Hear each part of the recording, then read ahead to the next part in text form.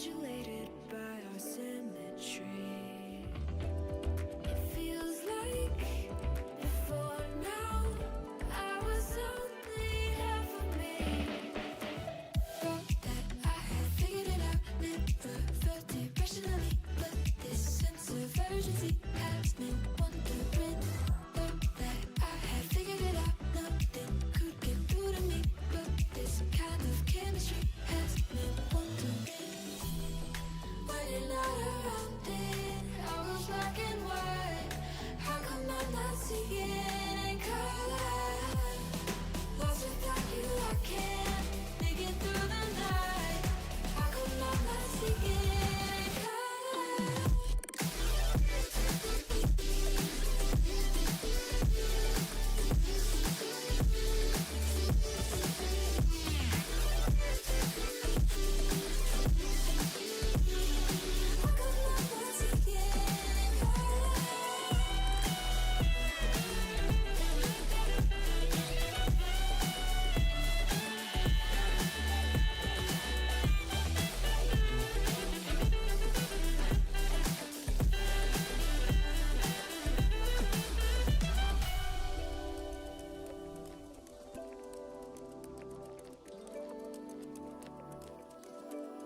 So far gone.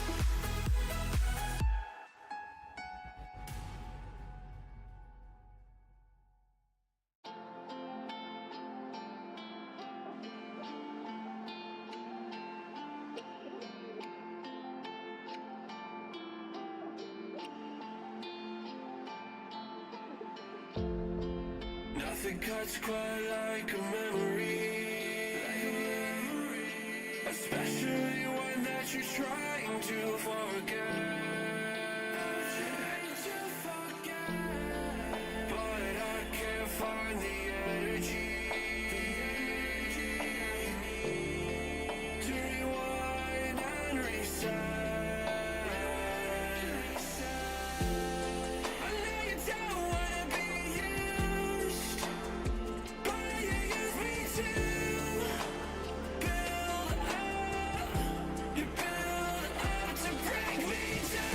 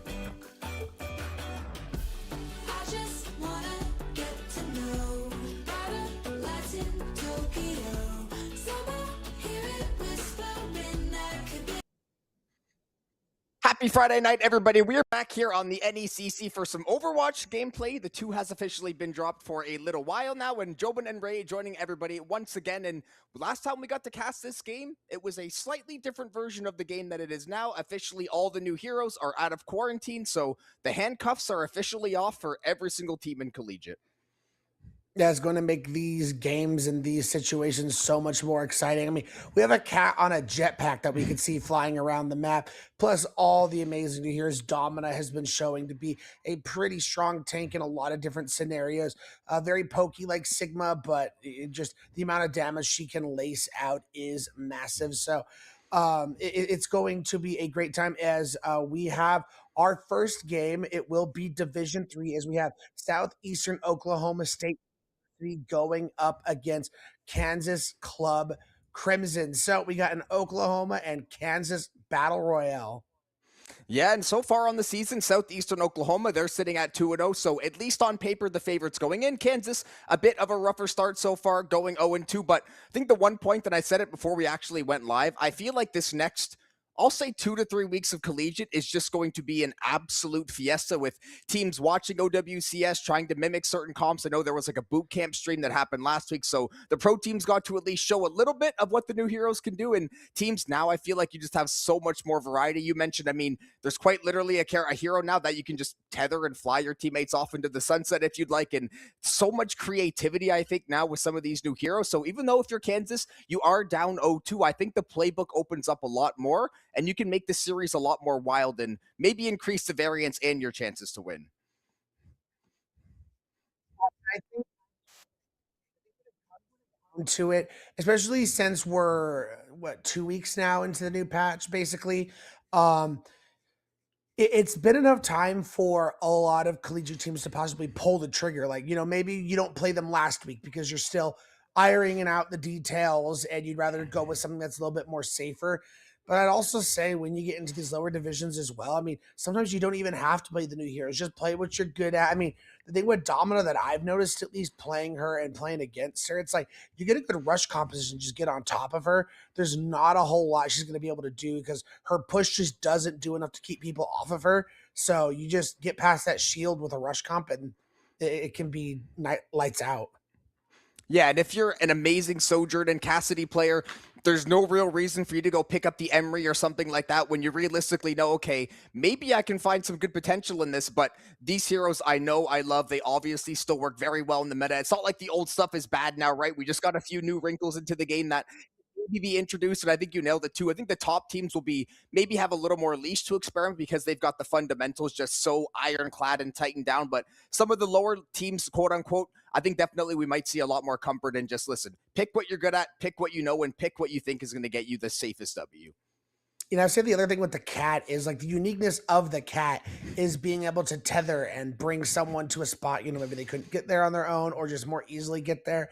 But, that also leaves 3 of your team just by themselves when the rest of the 5 could just ignore the flying cat and go kill the other 3. And then not much you can do there. As you can see below, we are starting on Legion. I believe that was at Bastion.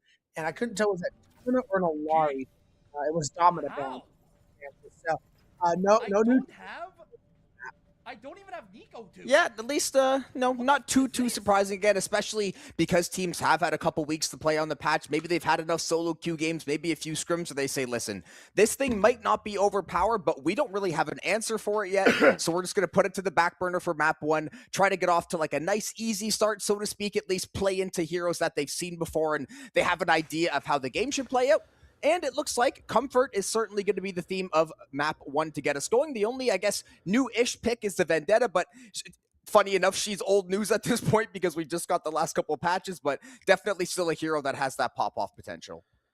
Yeah, this is a very meta comp right now. Even though she got hit by the banhammer just a little bit, Vendetta's still a powerful pick. Just a little bit easier to counter with 25 less armor and less lifesteal from her blade.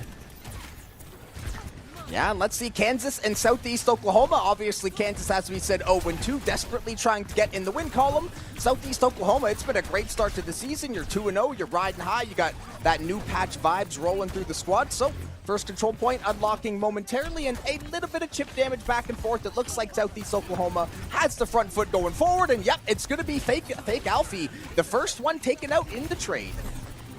Yeah, you do get traded out for Space Maker, so it's still 1-for-1. The Kansas club, though, with the Junker Queen composition, you don't have a ton of sustain, so you need to look to find kills very quickly and rush them down. It's going to be tough when you have the Zarya who can cleanse a lot of this bleed that the Junker Queen relies on.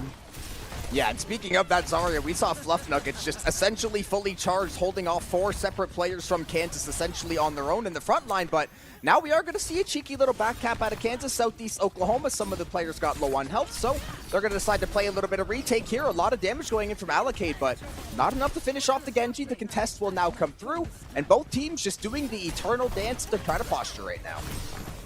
Yeah, as we get the big kill onto Fake Alive. Yeah, and we can see Kiriko getting involved as well. Allocate is going to get meleeed out by Zoro, though, so yet again, Kansas, every single time one of their players gets taken down early in a fight, they seemingly find the trade with little to no issue. We do see the Zarya putting out a ton of damage, though. We talked about this pick being just absurdly strong in so many iterations of Overwatch, but now Nuggets is in a very rough spot. The health is able to get regenerated up, but in the meantime, the Sojourn is out of here. Yeah, that Graviton Surge is going to come out. It's going to be countered by that Kitsune Rush, but all the kills are coming up. Kansas State, back to the spawn room. You go Southeastern. They're going to have to look to recalibrate, because that's the other thing with this new patch, Jobin, was the Zarya got a little bit of a nerf. The amount of damage you do at your highest charge got nerfed in a pretty big way, so you'll still output a lot of damage consistently. Your peak is not nearly as high as it used to be. And listen, I think that's actually a really, really good nerf for the character, because just the way the kit functions, it's kind of weird to try to nerf. You have to play with cooldown timers, basically. So I think just making her less OP in her final form, like you said, I think it's actually a fair nerf, as we do see the Zarya, of course, killing the next 3 people in the feed and potentially flipping the point for Southeast Oklahoma. They did actually get the capture eventually, and Kansas, honestly, you got the 71% off the back of a Soul Kitsune Rush, so they've got so many tools to just hit the go button and send it whenever they want. Yeah, the one thing you have to be worried about if you're Ping then is just that cleanse coming out from the Kiri. Either you need to use your ult to try and force it to possibly give your Genji a better position, or try and force it out as the blade with the beat. Yeah, the Genji finds their own position. They were able to find the reset. I didn't know if the timer actually expires. And Southeast Oklahoma, they didn't have a chance in that fight after the opening salvo from the Dragon Blade. That's going to be a full team kill. Kansas's health bars barely even getting into the red territory. They were looking right as rain the entire way through. And they've still got the Deadeye in the back pocket. The Kitsune Rush is almost going to be off cooldown. And they forced out the Kitsune and the ultimate from Allocate. So that is a great exchange for Kansas. The beat engage now going to come in knowing that they don't have any ultimates. This is the go sign to get aggressive. Oh, Fake a Life does have the Deadeye activated, not able to hold on to it long enough. The health bar was getting a little bit low for comfort. Goldie and Zoro were able to scoop up a few kills in the meantime, but Kansas, they're beginning to lose the backline, but the Queen lives on. Pingvin able to find another kill, so that means they can at least maybe try to go for another contest here. Southeast Oklahoma, they do scoop up the point for now, and Kansas, 99%. Let's group up as 5, one more fight, may seal the deal. Or if you can catch out one of these squishies, that might just do the job for you too. So things looking very, very good for them. In Southeast Oklahoma, they are falling, and this round is going to be over. Yeah, Fake Alfie absolutely dominating on that Cassidy in this final fight, cleaning things up for Kansas, who, I mean, we kind of talked about it, came in here 0-2, going against the 2-0 Southeastern Oklahoma State.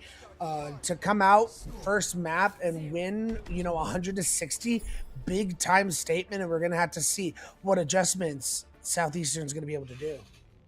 Yeah, 100-60, and they were maybe losing that round for all of 30 seconds. Southeast Oklahoma was the first ones to the capture, and then after that, Kansas essentially played with the lead all the way through, got that 70-20 lead, cycled the ultimates very, very well. They had that lone Kitsune Rush that essentially seals them a team fight. The Deadeye doesn't find any kills, but it keeps all of Southeast Oklahoma off the point for a very long time, and everybody else just playing really well around Pingvin. The healing going through, the DPS doing their thing where they needed to. We saw Zoro get up a big blade to take out 3, so every single player just contributing, and this is what teamwork is about, folks. Yeah, as we see the teams, the only really swap we're seeing is Spacemaker gone over to this Freya, where you're going to have a lot more open skyways to be able to take angles. So I think that's going to be a smart adaptation, and they already find the Genji. That is a massive, massive pick, and we actually do see Allocade going for the mirror matchup Genji as well, so deciding maybe the Vendetta, not the optimal pick, or maybe just not doing so well on it. Now you swap over to the Genji. I say a little bit more mobility. Both heroes very, very mobile, but right now Kansas, they've got absolutely nowhere to go. They get slammed off the point, and now Southeast Oklahoma, can you put them in the absolute box? For the side of Kansas, I mean, Fake Alive already got halfway to that high noon, so they're putting a lot of damage down. They just need to find their angles and find their spaces in here. It is tough to duel this Freya in the sky, especially with the damage fall the cast is going to have. So you got to help with that front line. Well, speaking of, you called Fake Alfie's name a second ago, and they're going to open the fight for Kansas with a massive, massive kill. And I don't know what just got into Kansas, but they just walked up, got 4 kills with absolutely zero effort. Spacemaker eventually forced all the way off the map. And just like that, they walk up, get a team kill, and now they can look to flip some of this positioning. And yeah, you mentioned it, this Cassidy is on fire. The Deadeye just about online, and Spacemaker's going to be forced into another swap, just straight raw DPS output with the Soldier. Yeah, as we're going to see a lot of these just trying to push up with this Zarya, try and put down some pressure. Just has no charge. They're doing a great job of avoiding, going after those bubbles. Finally able to get up to 50. Yeah, this is a nice cleanse out of the Kiriko, but in the meantime, Alfie's going to pop the Deadeye and able to scoot around the corner and find the headshot onto Spacemaker. So Kansas, that's going to send Southeast at least a few feet back for the moment. Obviously, only that ultimate was needed. So Kansas Club Crimson's going to have basically everything they want. The Kitsune rush out of Robotic Cat. Maybe the engage angle that Southeast Oklahoma's looking for. The Graviton Surge is going to follow up, and then it is a fist fight for the point. And Southeast Oklahoma winning every single one. Only Dark Fox going down. Big investment from the side of Southeast Oklahoma, though. That was both your Kitsune Rush and your grab. At least you're going to have your defensive utility in this this beat. I say the one good thing is the grab did force out the beat from Goldie, so now Allocate should have free reign for this blade to just slice through Kansas. Yeah, obviously Pingvin could definitely set something up with the Rampage if the cleanse doesn't go through in time, but instead it's a backline blade, so the cleanse is actually going to be offline. No reset able to be found. There was so much damage onto Kansas. I thought for sure that Allocate was going to get a few more seconds to cook, but ultimately the Genji will fall, and now Southeast Oklahoma is left scrambling because your Lucio with the beat in the back pocket, that defensive utility, is the only player not back off respawn. So point will be flipped back over to Kansas, and the blade down for Southeast Oklahoma. Yeah, disastrous fight to get nothing out of that blade. You had to know that Suzu was coming. You needed to make sure you could force that out, and they just were not able to do that. Oh, we see the Queen getting a little bit low for the moment. The Kitsune Rush, that'll more than sustain the rest of the squad. And now Kansas are the ones playing with these nasty, nasty cooldowns. They've got the Rampage, they've got the Blade, and now they've got a few kills in the feed as well. Yet again, the Lucio Dark Fox dies without even being able to use the beat. There wasn't really an amazing opportunity to use it, but you may have just lost your only chance to use it if Kansas could just keep you back in the spawn for a little. It feels like they're trying to save it for that Rampage. But I mean, you have a Kiriko. Now they're going to have Blade and Rampage, so you have to, there's a high chance of Ajax potential. Oh yeah, luckily Dark Fox is going to go for the early pop this time. We're going to see every single ultimate out of the camp of Southeast Oklahoma. The Dragon Blade out of Zoro looks to even things up just a little bit, but the damage from the Soldier and the sustain from the squad looks like it is going to be enough, and Kansas Club will eventually be wiped out in a team kill. They do invest a few ultimates, however, they've got this funny little thing called the Beat Drop and the Rampage that are both ready to go, and Southeast Oklahoma's got nothing. Yeah, they used 4 ultimates in that fight, actually. I mean, they had to be able to get that win. But this Rampage alone should be enough from Kansas. They just have to make sure the Suzu doesn't nullify it.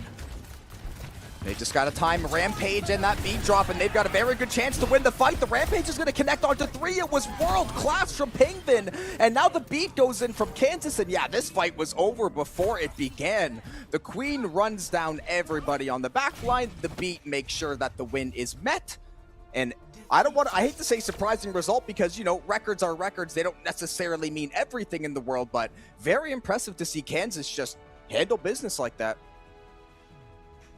Yeah, I mean, Kansas coming through, new patch, no problems, looking very impressive. As you talked about, being able to come through despite being an 0-2 team to really put on a show.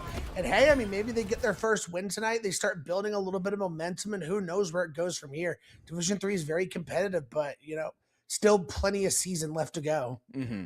Yeah, and honestly, luckily Pingvin got played the game there. I know we called their name out a few times, but I barely saw the Queen dying, and obviously that goes a lot to the supports and how much healing they were actually able to give her to keep her alive. But very, very impressive how aggressive the Queen was able to play, because the Queen, it can be feast or famine, where sometimes you go in a little too far because you see a triple kill angle, and then you do get one shot because you're not super, super tanky compared to some of the other tanks. But Pingvin just rode that fine line perfectly through both of those rounds, and the rest of the team cycled those ultimates very, very well, and it essentially won them the game at the end.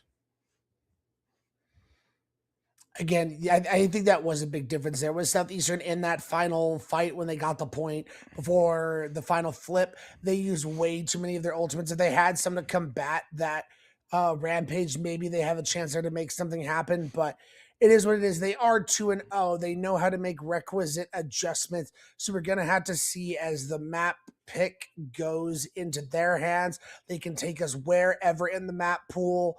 So they can take us to the most advantageous map that they see fit. Yeah, and that's the beautiful thing with all these heroes and the map pool obviously changing here and there, is that it's basically a sandbox for the losing team to kind of get the perfect scenario they want. We obviously saw Vendetta, and I believe, was it Domina was the other one banned, right? If I'm remembering. Yeah, it was Domina and it was Bastion. Oh, not Vendetta. Yeah, Bastion. The Vendetta ended up being played. So yeah, the Bastion and obviously the Domina are going to be unlocked. So maybe one of these tanks is a Domina player. I would certainly be very, very fun, but obviously it's going to be map and mode dependent. I'm sure different scenarios are going to call for different heroes. This Overwatch isn't the one size fits all for the most part, but Southeast Oklahoma, that's certainly a wake up call to get slapped in the face essentially in map one after you had a pretty clear road the last couple weeks. I think they won 3-0 and 3-1 were their series score, so they weren't really tested, and now they've got a very tough test to pass immediately starting on the series. Only time will tell. We do know substitutes are coming in for SE. Vale is coming in. Space Maker is out. As you can see on screen, we'll be going to Watch Point Gibraltar, which, it's the new Watch Point Gibraltar that's completely ransacked and just ravaged from a big battle between Overwatch and Talon. So it makes things a little bit more interesting. There's a couple sections of the map where they make high ground a little bit easier to achieve, but the map just feels a whole lot different. I'm excited to see how these teams have adjusted to it. Yeah, typically Winston, D.Va, two tanks that are very, very prolific on this map. And honestly, with the verticality, we do have somebody in the lobby literally named Robotic Cat. I'm just saying, I would not be opposed to see a little furry fella with a jetpack possibly pop up in map 2. Don't know how much experience all the players have, but I just want to see the Winston jetpack cat. I just need to see some of this absolute goofy combo that you can pull off. I mean, yeah, this is one of the maps we have seen, especially the boot camps, where even if it wasn't a required map, they had certain maps where they were required to play the new heroes. This is one of the maps where if it wasn't required, they still thought about doing the cat just because so much high ground potential to bring different heroes around, flying around the map. So it's going to be fun. I can't wait to get into this one. I love me some Gibraltar. We don't see it enough. Yeah, I think listen, it's just the new age Overwatch players. They got all these shiny new maps. They forget about the old stuff a lot of the time. I mean, we still get Lijiang and obviously some of the maps, but some of them do slip through the cracks eventually, and then we have to wait 8 months for a map pool to rotate in. But honestly, I'm very, very excited because Kansas, I mean, just unexpected showing in map 1, and now I'm really interested to see what Southeast Oklahoma actually tries to do. Are they going to try to play some of the same heroes as last time? Obviously, the map is going to call for a few different changes, but I mean, the world is truly their oyster. Obviously, the bans are going to come through momentarily. That's actually perfect timing. So D.Va is going to be taken off the board, so that's going to be one of the two tanks I'd expected to see, and then Tracer taken off the table as well. And I mean, someone's got a good Tracer player. That's always a fine ban. Winton Overwatch, Winton Overwatch. That's what this band tells me. I love me some good Winton Overwatch. He's just kind of been on the back burner for a while just because D.Va was so powerful for so long. Like, it was like, why am I running a Winston when I could be running a Diva? Now the power skill is definitely a bit more even now. Winston's got the new perk with the chain lightning to be able to move faster when he's electrocuting people. And again, no Diva, so that means this is a dive map. You gotta see the Winston. Yep, I think we're gonna see probably two of them, depending on what preference these tanks have. In Pingvin and Fluff Nuggets, it's actually going to be the Hazard getting picked up for Pingvin. So honestly, after seeing them play the Junker Queen, and obviously Hazard does have some ability to get to high ground, a little bit of a climb and jump and such. So I certainly understand the play style. You looked excellent on the Junker Queen. This kind of fills that same role to a degree, but obviously Winton Overwatch, tried and true classic, and we are going to see Dark Fox actually just going to pick up the Brig. So I think Southeast Oklahoma is just going to hunker down, group up, and see if they can cook them in a team fight. Interesting that they're not electing to go with the Ana, which is almost a given when you're playing Winston Comps, is needing an Ana for the anti-nades, for the nanos and stuff like that. They're going to like to go with the Kiri instead. The one thing about the Hazard, though, is the Hazard does rely on that slash damage. So being able to, having to use that jump and slash to be able to get to certain high grounds, that's where it makes it a little bit more at a disadvantage for a map like this for Hazard. Yeah, it's an excellent point. You have the cooldown, and you can either use it to get the high ground or to dish out some serious damage, and ultimately you can't have it both ways. And once you do use that slash, if the right click goes offline, then you are kind of just a sitting duck. You can definitely do some damage, but if the ultimate's not online, it's going to be a tough way to go out. But we are going to see said slash to the high ground. Pingvin looking to see if they can scatter this back line of Southeast Oklahoma just a little bit, and it looks like they're going to push him back a little bit. You obviously don't want to lose a fight too early on the choke point, or things can be a little rough. And of course, Vale in for Space Maker, still picking up the Freya, so we'll see if the Super Sub can pull anything off as well. A lot of pressure already put on to Fluff Nuggets on that Winston. Got to be careful. Pingvin, however, they're going to find two. They do get out. That was great work out of the Hazard. A little bit of team support on the high ground. And yeah, looks like they are emphatically winning yet another fight. Right click to win. Vale, Robotic, Dark, all dead in moments. And Kansas Club Crimson, they are looking like world beaters in the first 14 minutes of gameplay we've had so far. Yeah, Pingvin on this Hazard's looking very good, knowing when to take their engages, knowing when to back off and position themselves a little bit better. And as I mentioned, because of the disadvantage you're playing at, you have to be able to position yourself to perfection, and they have been so far. Yeah, you step out 5 feet out of line, and you may very well be gone in a moment. Speaking of gone in a moment, Goldie's going to fall victim to the Freya in Vale. And now we're going to see if Southeast Oklahoma can press any sort of advantage. We do have Zoro just going back to the tried and true classic on the Sojourn, shutting down a Genji. And that means Kansas Club's going to find a big pick for themselves. They're going to continue marching along here after they maybe take a little bit of control of the high ground. The cart is in motion. And again, they're just looking very good, playing for each other, cycling cooldowns extremely well, targeting out Nuggets, trying to shut down the Winston. The Primal is about to get online, though, and yep, Nuggets looking to see if they can find a few kills. The beat is going to be the response, though, and I don't know if Kansas Club wants to invest any other ultimates after the beat, but it looks like things are going pretty decently considering. Yeah, Fluff Nuggets trapped. Great Jagged Wall coming out from Pingvin. And that Primal, unfortunately, just ended at the worst time, and they connected themselves out. Fake Alfie has a blade to be able to throw into this fight, and there's no beat. I mean, you don't even have Rally yet. This is going to be a hard one to deal with for Southeastern Oklahoma. Yeah, not only did you use the Primal, Vale popped their ultimate as well earlier in the scuffle, so 2 big cooldowns offline, and like you said, the Rally not quite ready. Fake Alfie able to pop the Dragon Blade, instantly gets chunked down to 1 HP. Zoro's going to suffer the same fate, but the Kansas DPS will survive for the moment, so despite the ultimate, or not actually being, now it's going to be invested. Yeah, Alfie, I thought maybe they were going to pop it earlier, but now they're going to send it here once that health bar is fully recovered. Pingvin also getting active in the server. Nuggets is going to find an answer back with the Winston, and an amazing counterpunch from Southeast Oklahoma after the back of the blade. That Kitsune rush getting a lot of value for them, and now the tanks going toe-to-toe here. The Genji will break up the 1v1, but Southeast Oklahoma, they get a desperate fight they needed. Yeah, that was definitely a big-time ult exchange for the side of Southeastern Oklahoma. Now they have this rally to be able to give themselves some much-needed sustain for this next fight. Zoro could turn the tide of the map with a big-time overclock, however.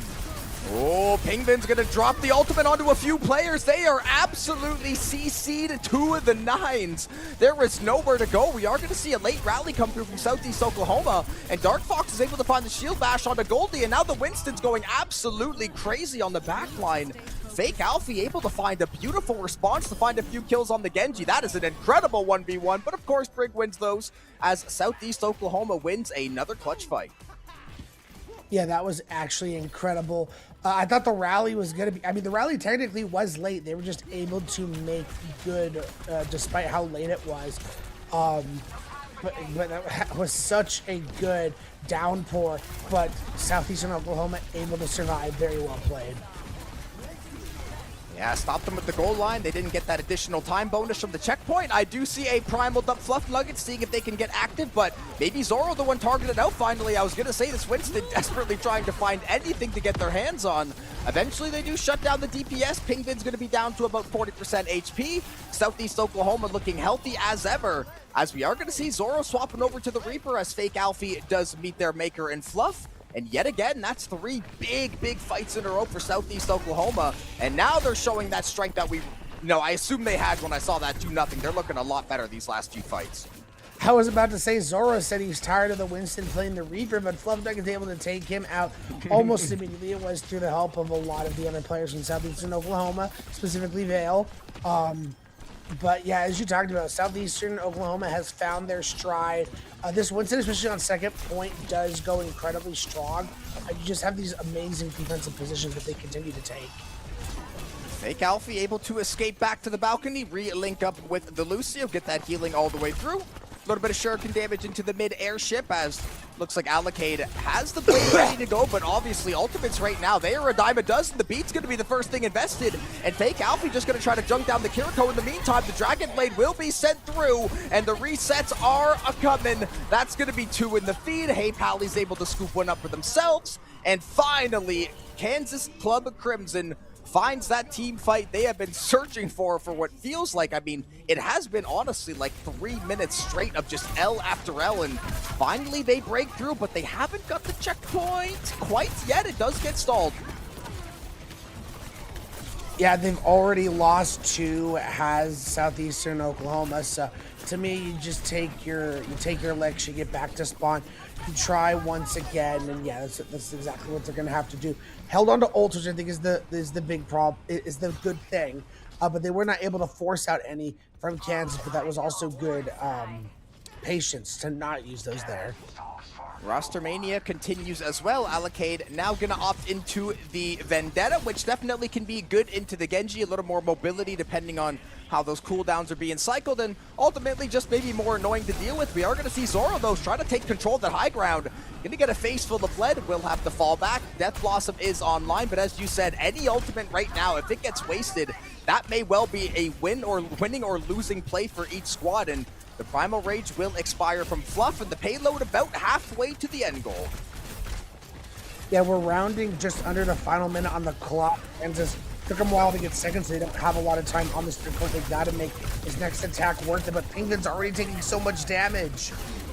Ooh, the beat drop comes in clutch, and then the Death Blossom goes in over top. Zoro does eventually get stunned up. The rally comes through as well, so Southeast Oklahoma off that solo wall, or the second ultimate, the Freya ults as well, and they're actually able to hold down the line, so excellent teamwork out of them, despite losing the first player in the fight. Now you've got a Brig versus Hazard matchup, and ultimately Penguin's going to win those authoritatively. And now you've got Fluff Nuggets able to find the exchange. 15 seconds on the clock, and the only ultimate is going to be Penguin and Hey Pally, but Robotic Cat is right about there as well. You gotta see the last downpour went absolutely sick, but they're able to get Allocate. There's the one pick they're opening. Ooh, the Vendetta is not going to be around for a few seconds. A Kitsune Rush out of Robotic Cat. This may be the last gasp for Southeast Oklahoma. We are officially in overtime. No time left on the clock. And the Lucio from Kansas is going to get taken down. And now Zoro's dead as well. Vale's going to help them for a goal line stand. And now you've got a Primal Rage. That should ensure the victory. The Dragon Blade able to find a kill, but Southeast Oklahoma stops him at the 1 yard line. But honestly, Kansas, very, very strong offense. Just that mid-round just stall they got forced into was Southeast Oklahoma just showing great fight. Yeah, I would say considering you're playing the more disadvantageous composition with the hazard on this map, where it's not going to be nearly as good as Winston necessarily his home map. Um, Considering all things there, I mean, to get it almost to the end from a hazard comp, very impressive. We're going to see what Southeastern could do here. As I talked about with the first and second point, playing the Winston's definitely going to feel a lot better and a lot, more natural on a map like this than having to play that hazard. But again, Kansas has been really impressing so far, despite the 0-2 record. So let's see what this 2-0 Southeastern really has when their backs are against the wall like this. Yeah, and if Pingvin can come out and keep playing these aggressive tanks and playing them as well as they are, I wouldn't even be surprised to maybe see a target ban later in the series if this does go to a fourth or a fifth map, depending on how things shake out, because dominant on the Junker Queen, and right, I want to call it luck when you escape at 10 HP every time and while doing maximum damage, but they've done it repeatedly over and over and over again, just playing the perfect level of cautious, but also playing aggressive at the same time, and it took them a really long time to kind of figure out how to deal with that for Southeast Oklahoma. The Winston definitely gave them basically max value in the mid round there, and it was the MVP of that 5-minute stretch essentially. But now they get to go on the offense. Obviously Diva's not going to be around. Wouldn't be surprised to see that Winston again though, considering, I mean, it's Winston on Gibraltar, there's no Diva, you really can't go wrong with it. Only time will tell, though. I mean, again, the question to me is hazard, especially on the defense here with the Winston that can jump in and out pretty easily. The hazard doesn't have to go defensively for as much aggression. You can kind of wait for the Winston to come in, then look to counter dive or counter slash, whatever. Do they continue to play that hazard, or do they look to play something else? I mean, wrecking balls, if you have a wrecking ball player, possibly, but yeah, outside of that, I mean, you'd have to be playing with Diva off the table. You don't have a lot of options for dive tanks. Yeah, and wrecking ball players are basically in their own category. You either have a ball player or you don't. No one really casually plays wrecking ball, or some people obviously play it for certain maps, but that truly is one of those heroes where it was either like you're degenerate one trick or it wasn't. You're either extremely good or you don't really have that much experience on it. So we are going to see Pingvin scooping up the hazard yet again. Zoro is going to be picking up the Echo for the time being. So obviously very mobile, can get to the high ground, can deal a ton of damage if they go unchecked. So maybe some nice variation here. Pally scooping up the Ana as well. So the strategy we talked about earlier, you often see Ana on Gibraltar to essentially try to shut down that Winston. I do like the Echo coming out from Kansas to have a little bit more burst damage to help deal with this Winston. We're going to have to see if that is going to help them. I do also like seeing the Brig Ana coming out on their side as well. That anti-mate is going to be extremely important. Yeah, that's a lot of defensive and I guess offensive utility depending on how it gets utilized. So they've got a lot of very strong buttons. Alfie's taking a little bit of chip damage on the head glitch, but ultimately the typical space that we see given Kansas Club right now. Just going to back up a little bit. You don't want to give away any early picks. Otherwise, it essentially makes Southeast Oklahoma have free reign all the way through the underpass here. So we're going to go back and forth with Allocate in said underpass, but no one falling in the fight just yet. You can tell both teams are playing very, very cautious. And as I say that, the Winston going very far in, but the healing too good to keep him up. Ooh, getting close though. Yeah, very, very low from both sides on the tanks, but everyone's able to get healed up. Gonna have to go for another fight here as the deflect wasted early, but they're able to get out and can reset these cooldowns. And they were able to actually get the cart all the way through the tunnel and to the other side. So I think Southeast Oklahoma can position much, much better now instead of playing in that awkward tweener space between the cart where you have to go play the low ground, worry about the high ground. But now they're just going to go for the fist fight. It's going to be Nuggets taking down both supports. Pingvin has absolutely no chance of stopping that absolute onslaught. And just like that, Southeast Oklahoma pulls the trigger and they find a very good result. Yeah, as we can see with the Winston composition, definitely looking a little bit easier to be able to navigate. But this is the second point.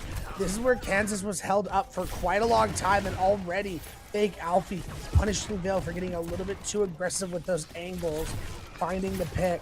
Let's see how much time Kansas can hold up Southeastern. I think it's going to be very important to leave them as little time possible for third point.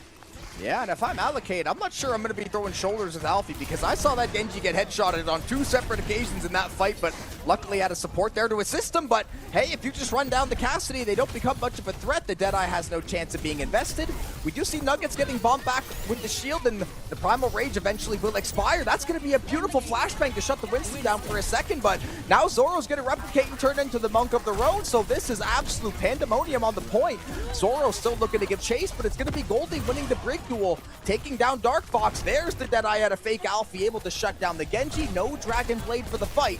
So Kansas, they were looking pretty good in the early setting, but now you've got a low tank and a low support, so getting a little interesting.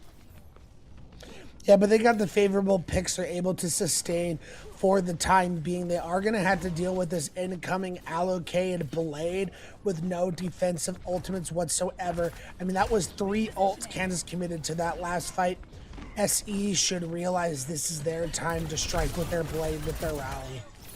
Yeah, you could theoretically, right, you could maybe try to like nano the Hazard if you really want to, but ultimately it's not the greatest of nanos unless he also combos his ultimate, and then if you don't win the fight, it is looking gloom and doom. But now it's going to be a Dragon Blade from the top rope. That grenade was cash from Hey Pally, instantly finds the ante, and the Genji gets absolutely destroyed. But in the meantime, Southeast Oklahoma, the rest of the teammates are picking up the slack. They were able to shut down the entire backline in the blink of an eye off the back of Nuggets, Dark Fox, and Robotic there getting active at the end.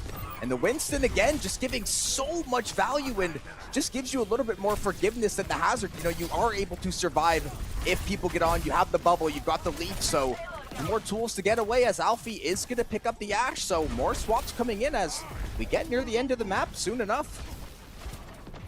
Despite that Blade getting 0 value, it got a little bit of value in the situation. Basically, they forced both the supports off of the high ground, so then the rest of their team is able to much easier clean up the rest of the team because those supports just don't have that high ground positioning. So that was where it came in handy.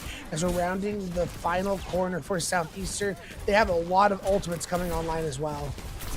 I mean, the Primal Rage is arguably the best ulti in the game for this point because you can either just knock people silly out the back of the map, knock them back into the spawn, but the Hazard goes in a little bit too far, and Pingvin's actually going to go down, but Goldie and Fake Alfie are able to find beautiful exchanges in the meantime, and now the Primal Rage is going to be forced out as well, and again, they don't have to finish the map, they just got to get it close. As the Kitsune Rush comes in, Goldie's going to pop the rally, but instantly destroyed by the Winston, and now Fluff Nuggets is just taking out people with right-click after right-click, and Kansas Club is going to be sent packing 2.4 meters. Pingvin's going to be on about half HP. Goldie just now getting off a respawn, but it looks like Southeast Oklahoma, they may have done enough there.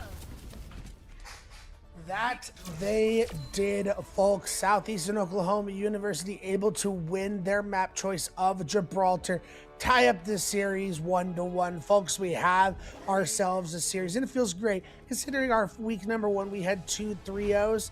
Love to see a nice competitive series between these two teams. Love to see different players stepping up at different times as well. Obviously, Nuggets was, I don't want to say full tank diff, but the way Pingdon was just playing those aggressive damage-dealing tanks and essentially just dictating what space and pace were being able to be taken. And then we just see Nuggets hop over to the Winston, and just an S+ game basically all the way through was the core reason they survived on defense. And then obviously on offense, when you're able to push the pace like that, and when you can have the other team swap to a Reaper to try to shut you down, and then essentially win 3 separate 1v1s against them, you know that you're in your bag, and they just played that perfectly at the end with a lot of time on the clock. That was clean for them. And that's why that is Winton's home map. Winton Overwatch comes through in the big way. Well, folks, we have ourselves a tied series 1-1. We're going to take a quick break, and when we come back, we'll see who's going to take that edge in the series. But don't go anywhere. We'll be right back. The one you're missing. I just wanna get to know. Brighter lights in Tokyo. Somehow hear it whispering. I could be the one you're missing.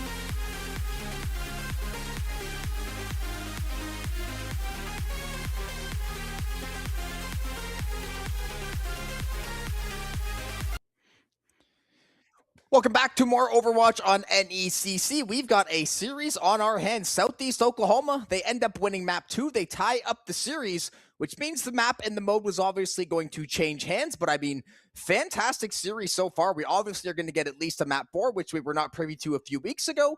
Haven't seen too many new heroes yet, but listen, the tried and true classics, they have their place, they have their reason. They've done very well so far. Pingvin and, I mean, the two tanks have just made the more spectacular plays in some of the maps, so they've gotten a lot more shine. But just as a team, map 1 obviously very well coordinated. We talked about the ult charges being cycled well, and Southeast Oklahoma, I mean, fantastic defense to offense on Gibraltar, and I'm very excited to see what's going to come up next now, because I have no clue.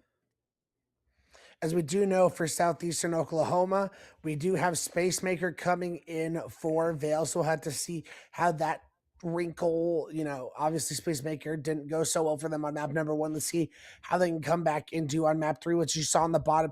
Esperanza is map number 3 with a Junker Queen band from Southeastern, which I think, makes a whole lot of sense. Considering what we saw on Lijiang Tower, and Kansas has responded by banning Juno, which that to me is, like a kind of moment for me, because I'm like, it's not like we've seen Juno from either of these teams today, so I wonder where that one is coming from.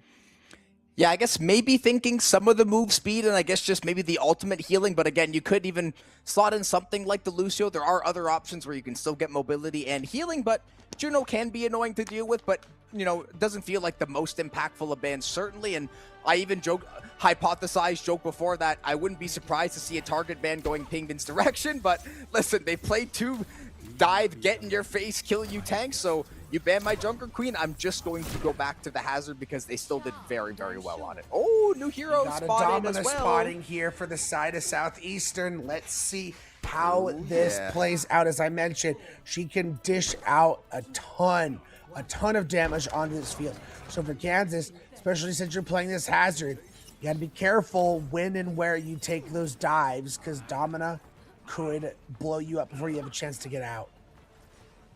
Oh, this is very, very exciting. Even though it's only one of the new heroes, at least the teams are willing to try something. And with how good Nuggets has played in the series, I certainly think this is going to be a very interesting choice. Again, like you said, surprising amount of damage when you're really not paying attention, trying to run down a Dominus. So they've got to be very, very careful with it. Obviously, a Reaper and a Genji still got a lot of backline DPS damage going for themselves, but yeah, they've just got to try to navigate. I'm sure they've played against the hero enough, but now you're in an official. The series is 1-1. You lost momentum, so let's see exactly how the push goes. Looks like it's essentially a tie game for now.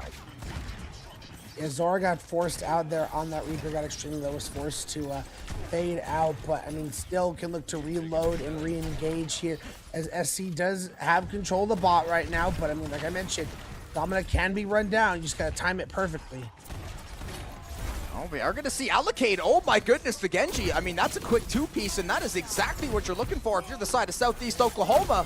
And then the Photod Magnum and some help from Space Maker able to clean up the rest of the kills, and a great opening salvo from the side of Southeast Oklahoma. They're going to find the team kill, and they're going to get a decent chunk of change here as the robot saunters forward. Have we pulled ahead?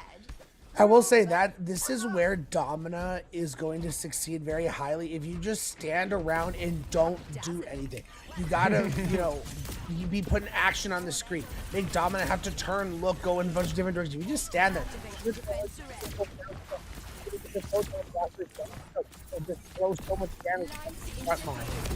And then you've got a 700-foot sky-high barrier you can deploy as well, which we just saw on the high ground. So yeah, you've got a lot of ways to self-sustain. That Ramatra's looking very low. The cleanse may have gone through, but ultimately that cooldown not long enough. The damage goes through. So Pingdon swapping to the Ramatra, not finding that much value in the early going. Zoro doing a lot of good work in the corner, considering it was essentially 1v3, but eventually the DPS out of Southeast Oklahoma, they get their hands dirty, they get cooking, and Kansas essentially sent packing yet again. I fear the Kiriko does not win these. Yeah, you're not winning that one.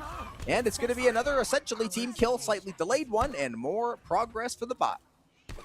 Yeah, they did use the Panopticon ult there from Fluffy Nuggets, which was a well-timed one to be able to, clean up 2 of those kills. But that's just one of those ultimates you're not going to have coming into this next fight. But I would say, I mean, Fluffy's already almost caught up to Pingvin in the ult charge again because they swapped over to the Ramatra. So, nothing ventured, nothing gained is the play there. And they got the forward spawns out of it.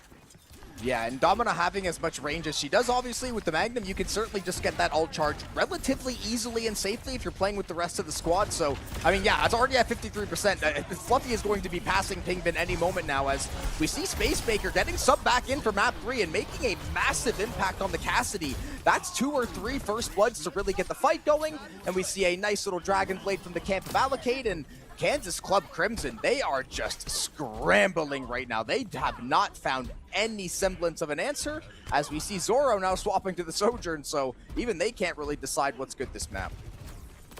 Yeah, still going to have a Blade, but I mean, Dark Fox is going to have that beat available. Kansas is just grasping for straws at this point, as Fluffy Nuggets already very close to another Panopticon, as now the high nudes coming up. They have the speed. Can they get away in time? They do get allocated. Yeah, they're able to stash themselves into a corner. That was very good movement out of the side of Kansas, and ultimately, they are going to find the kill onto Allocate, and Southeast Oklahoma wants to continue the fight 4v5, and they forced both of the support ultimates out of the side of Kansas. So, honestly, if you're Southeast Oklahoma, you don't want to ever lose a fight, but considering what you just got out of Kansas, that is not a bad trade. You traded Kitsune, Blade, and Deadeye for the double sub-ult, so still at 3 for 2, but the fact that you're up 121.8 meters means I think that's fine. Couldn't agree with you more. You have the beat to deal with this incoming Blade and or Annihilation, depending on how you want to use it here. You still have your Panopticon.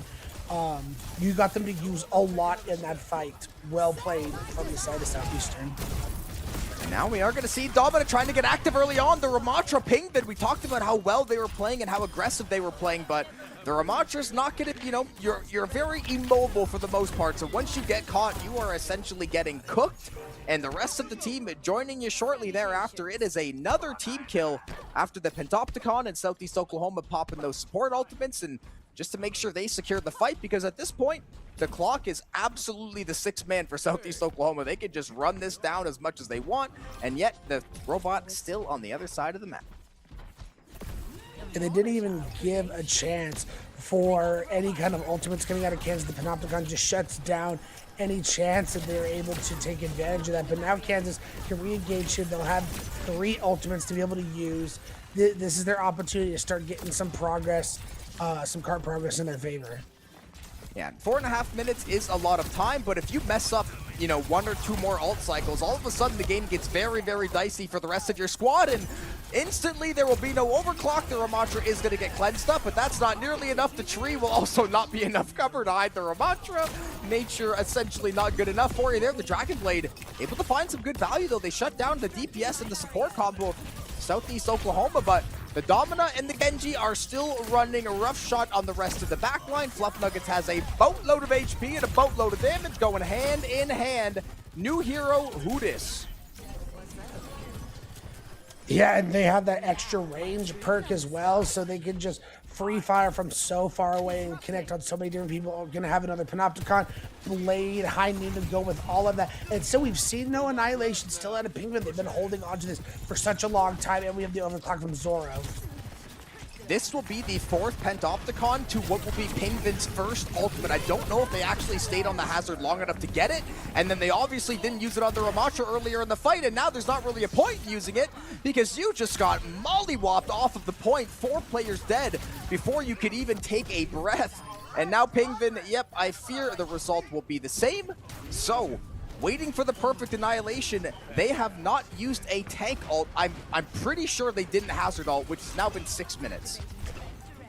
Yeah, it's been, damning to say the least. So going to go to the final quarter, 1 meter to go. The Blade's going to come out. Can they get this? The overclock comes through as well, but I don't know if that's going to be enough because this Blade is cutting everybody down at the knees right now. Alfie's able to find another kill. Penguin gets shut down again. 15 kill streak for the new hero Domina, a team kill for Southeast Oklahoma, and a dominant map 3 win. That might have been 150 to 6. That was a dominant Domina performance as well, coming out from the side of Southeastern Oklahoma University. I mean, again, you could talk about, the mistakes that the Ramatra not, ulting, quick enough, same with on the hazard. But at the end of the day, they were playing so well. It was 4-1, even if they had used it on time, you were still probably looking at a 3-1 ult advantage. That's just how well we were seeing the Domina being played from the side of Southeastern Oklahoma University. And now we kind of talked about this is kind of the 2-0 team we thought we were going to see. They got their momentum rolling after taking them Gibraltar and getting that map win. And now backs against the wall for this Kansas squad, needing to win the next 2 maps in a row. But this next map pick does go into their favor. So we got to see where they want to take it from here on out. And I fear Southeast Oklahoma may have figured out the answers to that tank test on the other side because you banned out the Queen. You essentially made the hazard unplayable for that entire map, the short duration that it was out there. And even you said it too, Annihilation may have helped in one of those fights, but if Southeast Oklahoma just decides to split up and Domina goes and takes space, I mean, it's a nice ultimate. You're not going to walk up and kill 5 players by yourself. It just That's not going to happen in a million years. So might have helped a little bit, but 150 to like 7 or 8 meters. I mean, that game was essentially only going in one direction. And a lot of credit to Southeast Oklahoma, willing to try the new pick and obviously finding a ton of success with it. We saw, was it Spacemaker come back in from Vale, played very, very well on the Cassidy after a rough map one. So everybody's confidence is back up. You're up 2-1 in the series. I'm sure they're having a very good time now. Yeah, you just need one more map win. You're going to put yourself at 3-0, which I mean, not guaranteed to make playoffs at that point, but I mean, very high chance of you being able to do that as we round in to the middle mark of the season. But again, with all these teams, I mean, the way Lijiang Tower went in the favor of Kansas early on. I mean, they're going to have that Junker Queen back at their disposal. I mean, what's left? You got to go to Flashpoint and you got to go to Hybrid. Take it to a Flashpoint. Take them to Suravasa. Junker Queen's great on that map. I would look to do that because they can't ban it out anymore. Yeah, honestly, I think that is going to be the best play, at least from what we've seen out of Pingvin. I mean, they haven't really played any of the stand there and soak tanks. Obviously, no Orisa, no Reinhardt. We have it with the Ramatra briefly there at the end. We didn't see them really pick up the Winston at all, I don't think. I think it was the Hazard that entire map on Gibraltar, basically. So they clearly have one style, or so it appears, at least through the first 3 maps. They haven't shown that they're willing to step outside of that bubble, which means I think Southeast Oklahoma just has a very good read on the series now. But I definitely agree. Queen looks like their best pick so far in the series. Suravasa tailors to the character extremely well. It's just, what are you going to play around it? And now that, right, you have to find an answer for so many things to shut down Southeast Oklahoma. Nuggets has been playing incredible. Both of the DPS started popping off, and it just feels like they kind of got their groove back halfway through that Gibraltar. Agreed. So, I mean, again, as I kind of preluded to, just a lot of pressure on the back of the Kansas squad to be able to take both of these maps back to back, especially since map number 5 is going to be in the favor, map pick wise, of Southeastern Oklahoma if we do get to that point. But as I mentioned, I feel like you just got to take it to a map where you feel confident in. None of the hybrids really scream Queenie. Maybe Kings Row if you want to go there, but I just feel like the flatness of a lot of those Flashpoint maps, and specifically Suravasa, is just going to lend itself a little bit better to playing that Junker Queen Rush composition. That's where we saw them at their best back on Lijiang Tower. The question is, has the side of Southeastern Oklahoma figured out a way to get around that if we do get to that point where it's going to be Junker Queen? What do they do? And we've still got about 4 heroes in the chamber that have not been selected. So maybe Southeast Oklahoma goes, hey, we're up 2-1. This would be a very good time to try something. You never want to like throw away a map, especially in an official. That's what scrims are for. But I definitely could see them maybe trying. I'm not saying they're going to run that 5 new hero comp. I don't expect they're going to go completely off the wall like that. But the Domino works so well. Maybe we slide in one of the DPS. Maybe we trade out one of the supports. Selfishly, maybe we get a cat on Suravasa. I know might not be necessarily the greatest pick of all time, but I think the floor just opens up a lot more. We obviously have a lot of bans that are now off the table, so I'm fully expecting to see Suravasa and the Queen from the side of Kansas, but they've just really got to figure out how do we play around Pingvin, because when Pingvin has done well, they've won, and when they've got taken down and they've got picked off, they have essentially lost every fight very, very quickly. So how can you just... I'm assuming we'll be the Junker Queen if that is the map we go to. How do we just keep her upright as long as possible? Agreed. Excuse me. And then, I mean, we're still waiting on the map and the bands coming in. Have you been able to play a lot of the new patch at all? I've only played a few, maybe 5 or 6 games, just working everything else the last couple of weeks. I played 2 games on Jetpack Cat for the memes because I had to. I messed around in practice range the day the heroes came out, but I haven't played any of the new DPS. I played 2 games of Domina, 2 games of Jetpack Cat, and then just played against the heroes in a mishmash a few of the other games. Okay. I was going to ask your opinion on the heroes, but you haven't really played them yet. I mean, I don't think this hero is like meta defining or anything, but I think Mizuki's an extremely fun hero to play. Being able to dish out a lot of damage. I think that chain, I have now decided, I used to say Sigma Rock was like the most satisfying cooldown to hit. I think the chain is now like up there as like my number 1. Like that one just feels very awesome when you hit it. And then like Rock, like sometimes, there's a good chance that you can escape if you get hit by Rock. Chain, it almost feels like you're almost I'd say 85% of the time guaranteed to get the kill if you hit that chain. Yeah, I did luckily play with a few good Mizuki players that the matchmaking god smiled upon me, and sometimes it literally was like, oh, you're just delivering me free kills on cooldown every single time you just walk out. It's like, who am I going to just decide that your day is done? I'm going to send you to the gray screen. And yeah, there's certainly a lot of pick potential, which can make fights very snappy too, because all of a sudden everyone's posturing, things are fine. And similar to a Roadhog hook, it's like, boom, clap your hands and somebody instantly gets taken out. New Junk City is going to be the map. So, I mean, certainly still expecting to see the Queen. It is her home turf, but oh yeah, it's going to open up a lot for sure. That's exciting though. That's a good. I agree. Like even like my team that I play on, we don't really play Junker Queen, but on New Junk City we play Junker Queen. I don't know why that didn't pop into my head when I was thinking about the possible maps, but this is a fantastic Junker Queen map. I mean, as you mentioned, home turf, but it's also just super flat, super well designed to be able to play that. So the question for Southeastern Oklahoma University is, what do you look to ban here? I'm like, maybe you look to ban a possible Lucio and try and take away the speed that the Junker Queen relies on. I mean, you have your shout, but you really need that Lucio speed boost to get you around without needing to constantly use your shout. I would never be opposed to, if you think you have the edge on a team, the beat drop is essentially a get out of jail free second chance at a fight ultimate. So if you just take that off the table, say, listen, we're not going to be relying on the beat drop. We're expecting to have the advantage. If we can just take that ultimate out of the game, they have now just lost. I mean, it's arguably one of the best ultimates in the game, if not the best, just because of the sheer value if you connect it on all players. So Baptiste Cassidy actually are going to be the ban. So Cassidy definitely going to be a ban in for Spacemaker because they did extremely well on that last map. But the Baptiste ban is, I'd certainly know that Baptiste can work well on this map. We just haven't seen it in the series. So, I mean, is that ban for Spacemaker? Because that was by Spacemaker's team. Oh yeah, you're right. So that makes that ban that's for confusing Alfie. to me. Yeah, I mean, it's interesting. The Baptiste maybe is like, if they're playing Junker Queen, they just don't want to have to deal with Immortality Field messing up any kind of coordinated strike they get. Like, if you get a nice timed Immortality Field to negate the Carnage strike, maybe that's what they're worried about. But I wouldn't expect Baptiste into the mix on this map.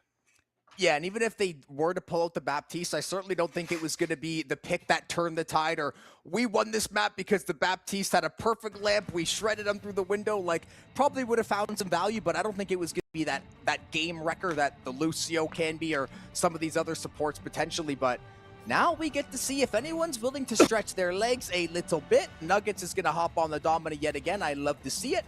Alacade will be hopping on to the Vendetta, and Zoro's Tracer will now be allowed, so they're going to scoop that up. And of course, Pingvin on the Queen.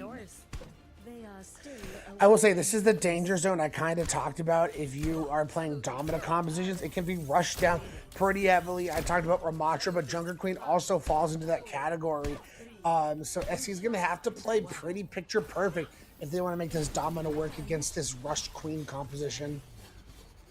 See if Spacemaker does swap. Yep, I figured a swap would come through. I didn't know exactly what they were eyeing up. Obviously, they banned away the Cassidy, so can't go wrong with Soldier and Odyssey. It works on every map. It's been very, very good since the day the game got updated and released, so we're going to run that back, see how much value they can find yet again. And yeah, the tank matchup is what I'm interested in, especially how fast Fluff Nuggets has been getting that Pentopticon online. They got it like 6 times in the push, and they were getting that percentage up, doing a lot of damage. So if you can just keep spamming that, I think Southeast Oklahoma is going to be in another real good spot. The rotates coming out from both of these teams are looking pretty good. Domina trying to keep their distance. Yeah, and actually, Southeast Oklahoma just going to give a little bit of space off that rotation. They're going to let Kansas go for the early capture, and now we can go toe-to-toe on the outskirts of the Coliseum here, the Thunderdome, and see how much damage we can put out. Barrier is going to get laid down by Nuggets there as they try to collect the kill onto the point, but ultimately it's going to be Spacemaker gets isolated out first. Fake Alfie able to cook something up on the Genji, and that is a big cleanse to keep the Queen alive for a few more moments, but Domina certainly not afraid to get her hands dirty in this fight, but unfortunately, Southeast Oklahoma, they were very, very split. They were playing 3 separate games at the same time. They did actually get a back cap, which I guess good for them, but they will lose the fight. Yeah, and this is Kansas when we've seen them at their most comfortable, playing that Junker Queen, Going double flex, we haven't seen that out of them yet, but I mean, it's definitely within their hero pools, obviously, with the Tracer Genji. So it's just a lot of angles you're having to deal with if you're the side of Southeastern Oklahoma. You're the one who banned the cast. You can't really deal with the Tracer. The cast is normally one of the heroes used to deal with Tracer. Yeah, I guess now you play the Venture instead, and if you can't necessarily deal with the Tracer one-on-one, you can just ignore it and run away and live to fight another day. Unfortunately, Allocate will not be doing such a thing. Pentopticon not going to be able to land onto anything. That one's going to go a little bit wide, so Kansas, they're going to get that tank cooldown burned early. Space Maker's not able to survive, but the Domina able to find a kill in the meantime. So this point is not going to be over yet. That knockback was beautifully timed out of Nuggets, and unfortunately, it looks like it's a 3 or a 4-on-1, so I do think that Kansas is going to win surely momentarily here. Yep. Yeah, point one going in favor of Kansas. And again, this is kind of what I talked about. Fluff Nuggets on the Domina is just not able to be as impactful when you have this Lucio Junker Queen speeding around, getting in front of you. I still think, I don't know what they were doing banning the cast. I think you should have taken the Lucio out of commission. Well, Space Maker is now just spinning the wheel of heroes because now we've got a Mei sighting, so essentially can't really figure out what they want to do. In Kansas, I just realizing now, they were able to win that fight in that entire point. They've got 5 check marks on the screen, and Pingvin's actually going to get taken down. I saw Zoro swing the pulse bomb. I thought maybe that would be the opening pick that Kansas needed, but their tank will be the one to fall ultimately, and that means this point should be early access to the side of Southeast Oklahoma. The Mei obviously extremely annoying in some parts of this map with that ice wall, and they're going to get the capture and reset as their ultimates begin to build up. I actually think the swap over to the Mei is a very smart one coming out from Southeastern Oklahoma. I mean, this Junker Queen composition thrives on them all coordinating on the targets together. If you can get the isolation under the Junker Queen with a Mei wall, there's not going to be a whole lot that Junker Queen can do. You don't have a shield or anything. Oh, the go button has been activated from the side of Kansas. They're going to send in the beat and the blade, but it's going to be the counter beat from Dark Fox. Fluff Nuggets does use the Pentopticon, but unfortunately doesn't find anything, and now it's going to be the dueling blade. Allocate held onto that one a few seconds longer. 87 HP, but still alive in the fight. Both supports alive for Southeast Oklahoma. Pingvin will win the 1v1, and I fear that somebody may have lagged out. I was like, man, this is a weird Genji. When did Genji start doing this? But then I realized that they don't.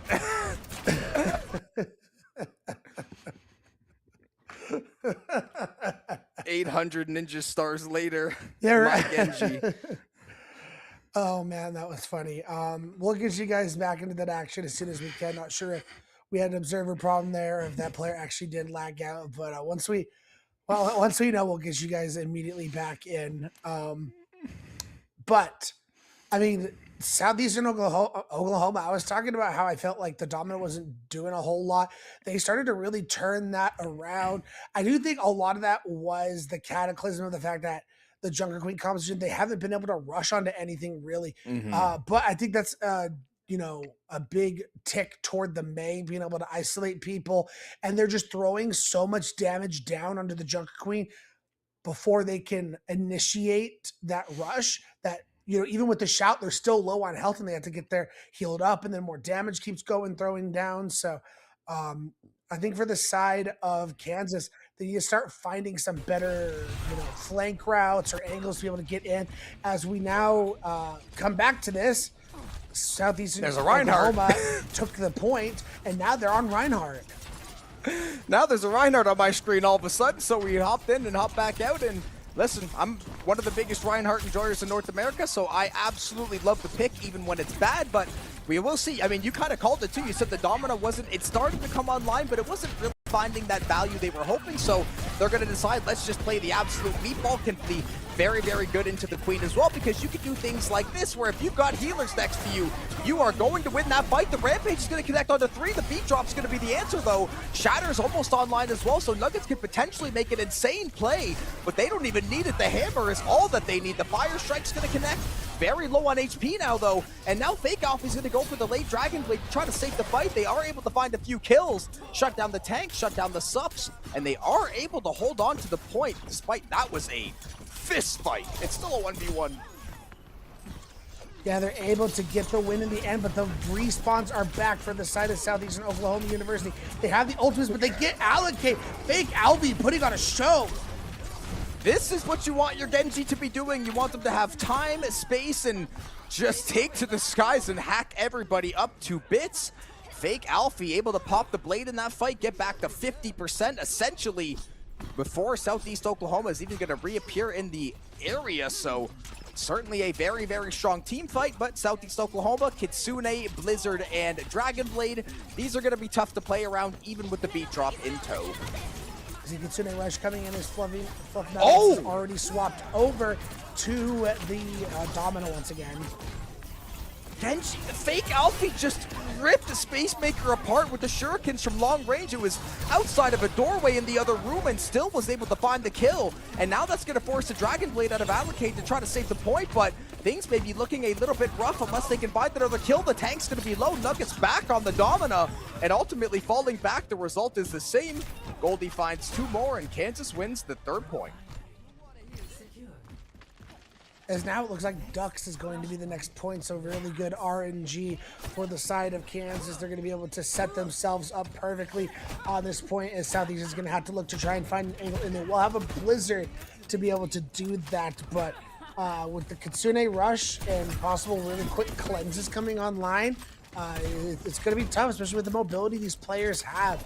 It's going to be hard to find a good Blizzard.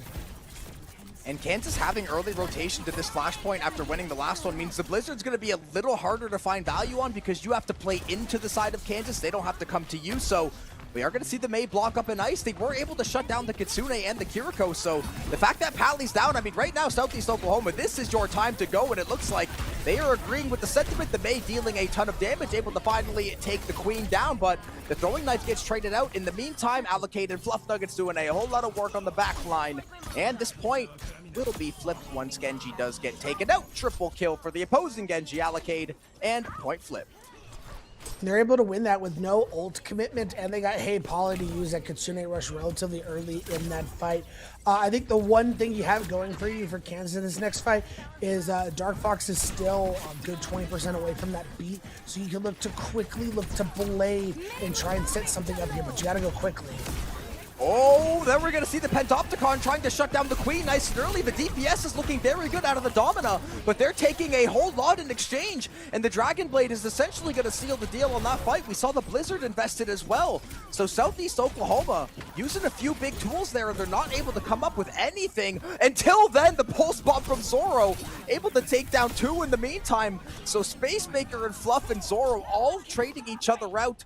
Eventually, Kansas gets the flip, but everyone finding some flashy moment there in the dust-up. However, things shift back into the favor of Kansas for this next fight because they have both their Rampage and their Beat for this next fight. Dark Fox will have the ability to beat this Rampage, but this Blade is probably will come out with nothing but the Beat from Goldie, so they have to win in the neutral if you're Southeastern Oklahoma. And luckily for Southeast Oklahoma, you did get a fair bit of percentage, so you're only going to be down a few percent. The contest should be coming through momentarily. Goldie's going to activate the Beat early.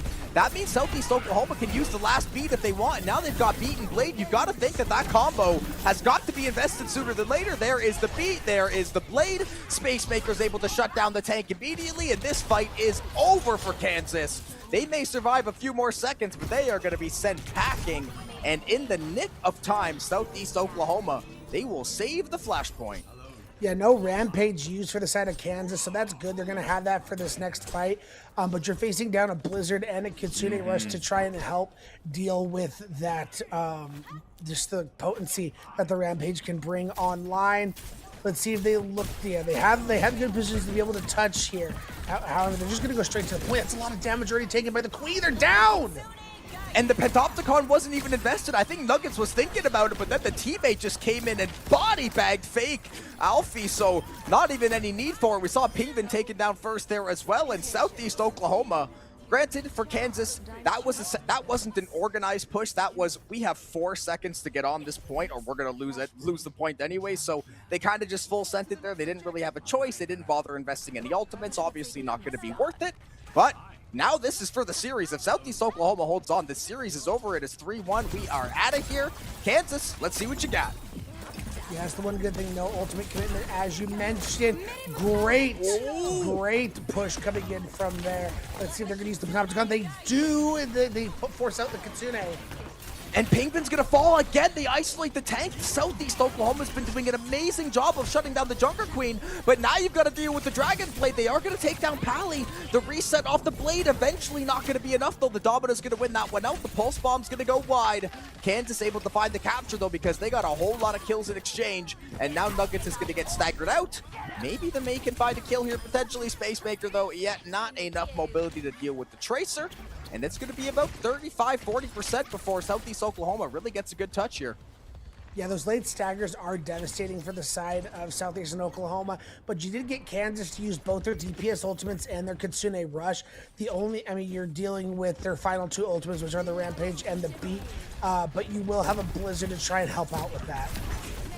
Yeah, and Pingdon, again, we kind of talked about them not really being able to use the tank ultimate in the push game at all and waiting for the perfect time, and luckily they have controlled the point.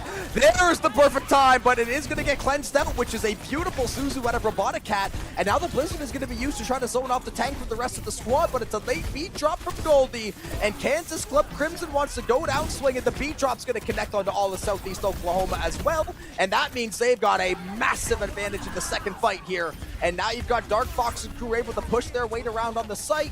Desperately needed a team fight win, and the fact that they're going to have 3 ultimates for the next go round is massive. 99-0, but they hold serve.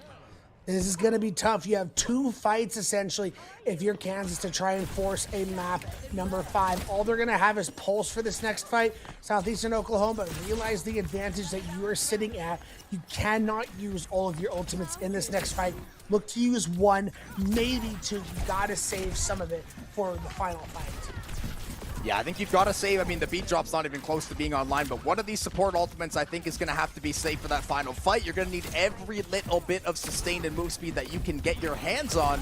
We are going to see Nuggets, though, could potentially look for a Panopticon angle if the Junker Queen steps out too far. It's going to connect onto the Queen. Are they able to find the shutdown and the kill? They actually are.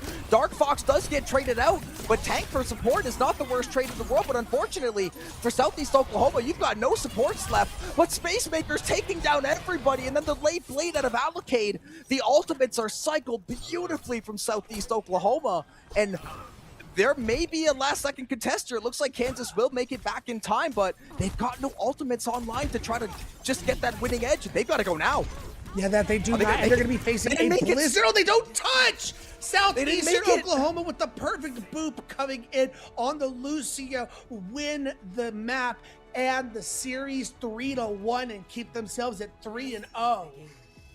And they fully reverse sweep the final flashpoint. It was 99-0. They win by the skin of their teeth, and then they clutch up at the end a massive boop and a comp that is amazing for zone control. They finally get to play a little bit of defense. They're not chasing around the side of Kansas trying to figure out how do we get on Zoro, how do we get on the Queen. They were able to finally play defense, hunker down. That is exactly what the May and the Lucio want to do, and they were able to clutch up at the end.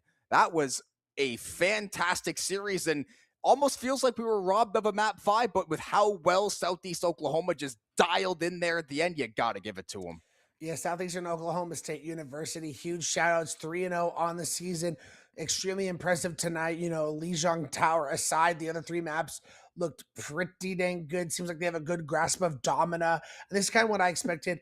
I didn't think any of the supports would be super, high played, but Domina was always going to be a possibility. And we did see that, as you can see on the bottom of the screen. Started on Lijiang Tower, where Kansas came out swinging, but then the 3-0 SE found them footing, able to win the next 3 maps in a row. Huge shout outs to Kansas, though. It was a very tight series for a lot of those maps. Yeah, I mean, as close as you could have cut it, you were 1% off winning that flashpoint. You just didn't have the cooldowns at the right time. We saw them doing amazing job of isolating Pingvin at the end of the game. They're Pentopticon 2 fights in a row, I believe. Basically, Nuggets saying, listen, I will jump on the Queen, we will deal with her, and we will figure out the rest after. If Pingvin's dead, I even said it before game 4, if we kill Pingvin, 99% chance we're going to win the fight. Alfie did have some amazing blades and great plays on the Genji to try to will them into victory, but they were able to isolate the tank, shut down what I considered to be the main problem, and a hard-fought series win, and certainly a good test for them. Couldn't agree. As Kansas, I know you got a win coming down the line. You had flashes of greatness in this series. It will only take time. Just keep working at it. SE, Southeastern Oklahoma State University. Let's see how this goes. 3-0, as I mentioned, puts you in a great spot to try and make that final tournament in the spring semester. But with that, we are going to go on a little bit of a break. It's going to be about a 40-minute break. We'll be coming back at 9 Eastern for our second match, as we will be dropping down to Division 4 as we have Tarleton State Purple going up against San Diego State Black, both 2-0. You are not going to want to miss that. We'll be back in about 40 minutes.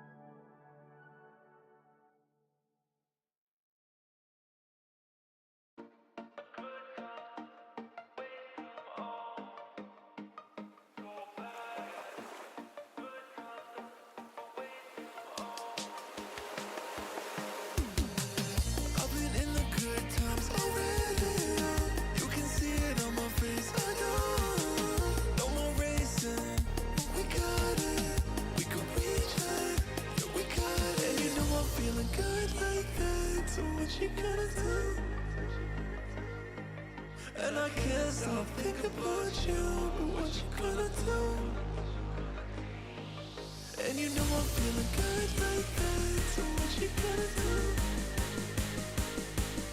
And I can't stop thinking about you. What you gonna do? What you gonna do?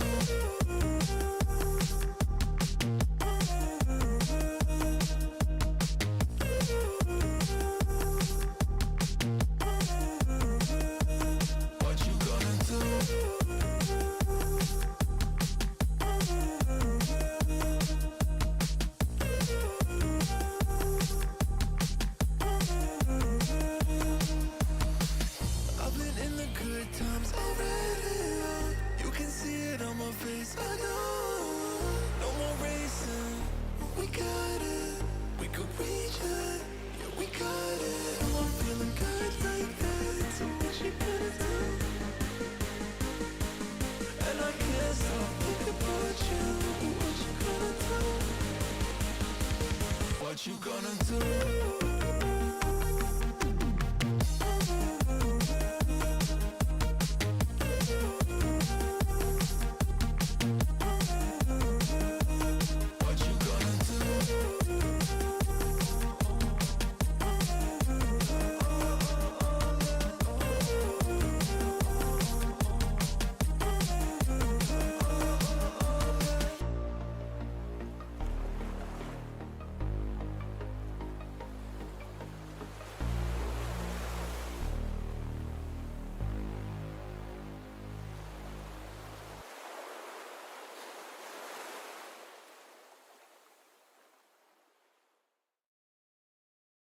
One, two, three, four.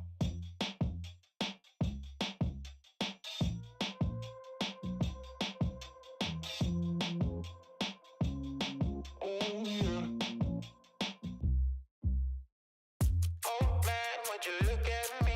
You're just another one-hit wonder, that's what everyone sees. Ain't it funny how you wanna be the best, but you can't even get up and get dressed? Wasted, face it, you're never gonna make it. Rockstar, you won't get far. And I know you're confused. People tell you you can be anything you wanna be. Wanna go to outer space, superhero in the streets. Oh man, what a lie, what a time to be alive. How have I survived? Life's a battlefield, 1974.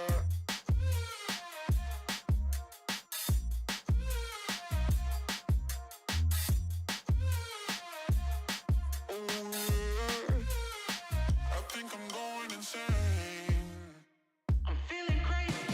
Can't get it out of my head. Oh no, if the devil inside takes hold, then I just might wind up dead.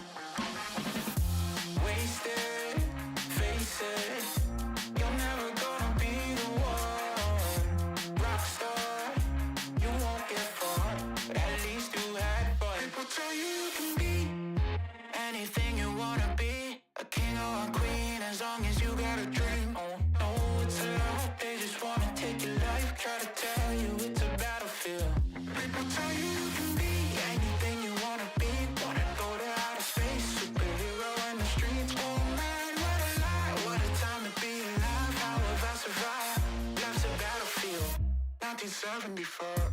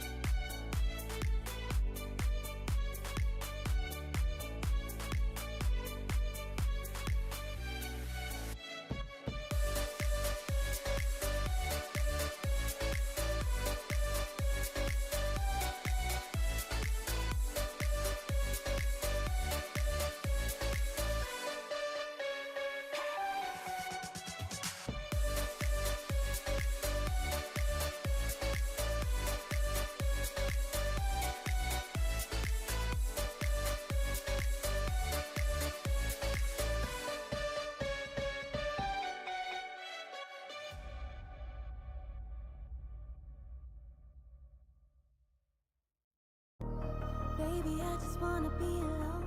I don't need your company, stop blowing up my phone. You don't get the things that I've been through, and I don't have the time to lay it all in front of you. And you think that you wanna save me.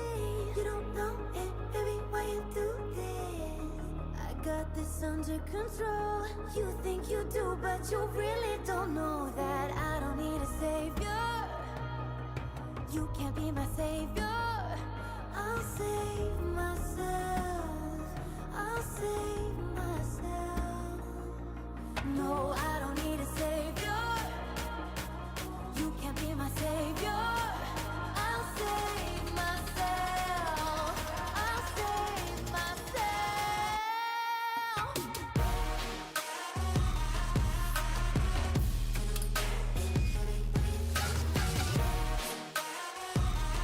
I'll save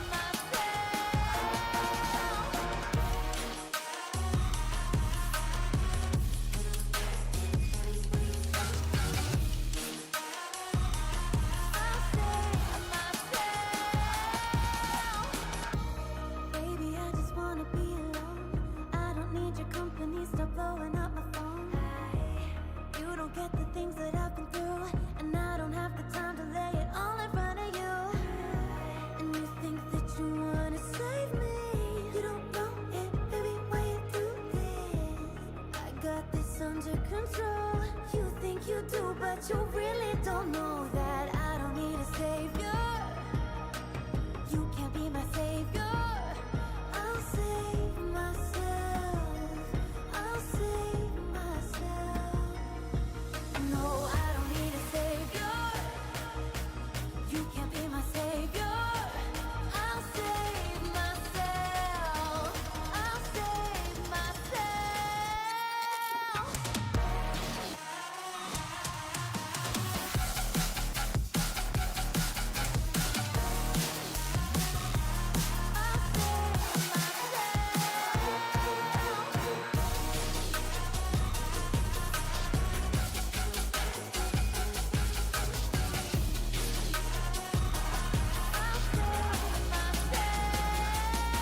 No, I don't need a savior.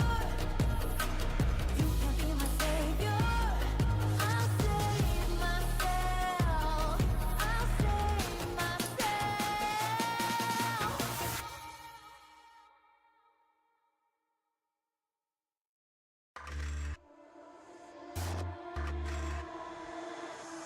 I stand back and I watch you explore. In perfect visions, like I've been here before. Falling faster, I try to ignore. I see you, I see you.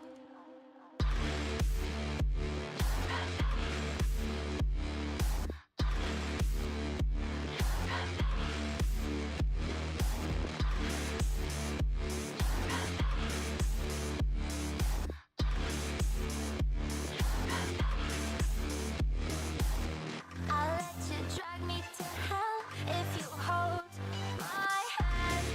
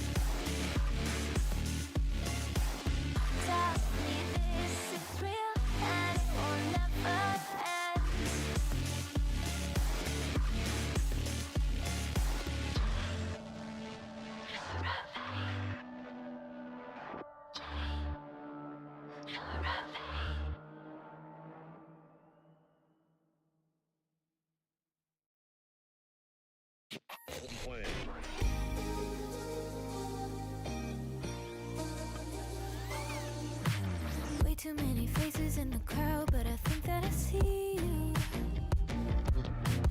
One too many days got me changing up the way that I need you. Now we're both at a bar, acting like it's not hard, trying to feel something different. Talk to somebody new, kinda wish it was you, kinda numb to the feeling. Now that you're gone, they say time should heal, but it's been too long. Couple months and I can't seem to move on. I can't seem to move on. I can't seem to. I can't seem to.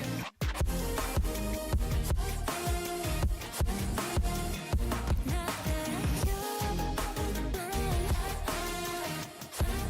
I can't seem to. I can't seem to. Laying on my floor, thinking about all the things that we've been through. From 24/7 to pretending like I never met you. No, it's all for the best, 'cause I know we're a mess every time we're together. Going out of my mind, and I wish I could lie, tell you that it gets better. Now that you're gone, they say time should heal, but it's been too long. Couple months where I can't seem to move on. I can't seem to move on. I can't seem to.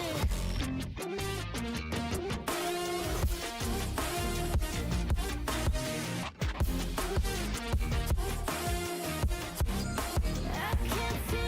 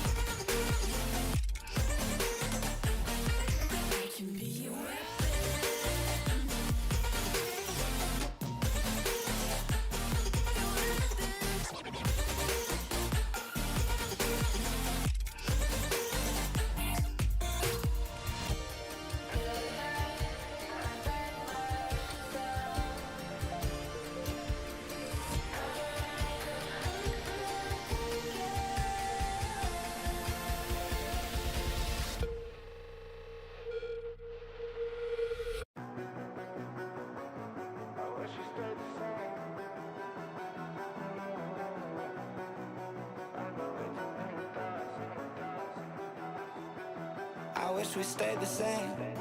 I got way too many thoughts in my brain, but I got memories that run through my veins.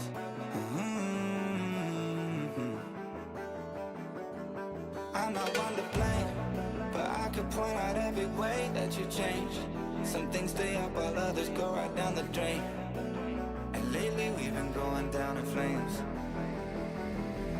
But if I'm honest, I get in my feels when I want you.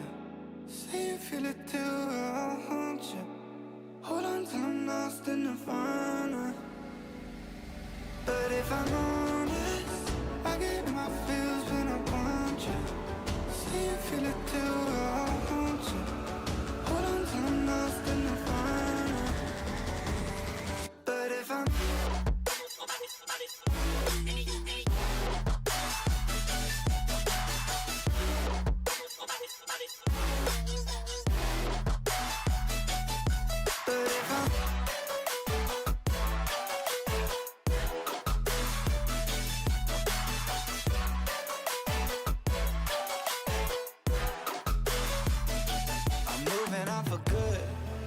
my therapist is saying that I should.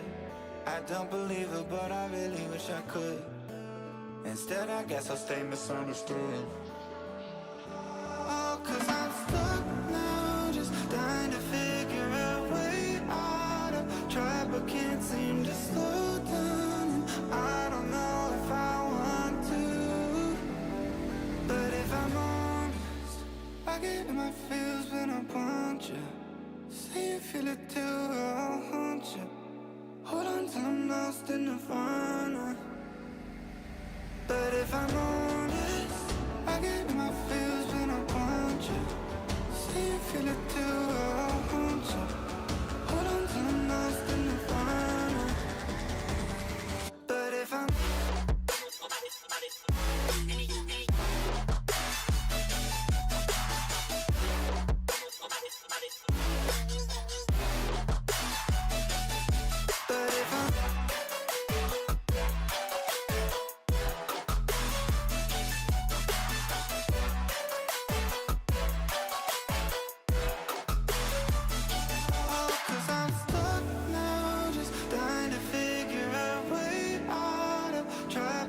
seem to slow down. I don't know if I want to.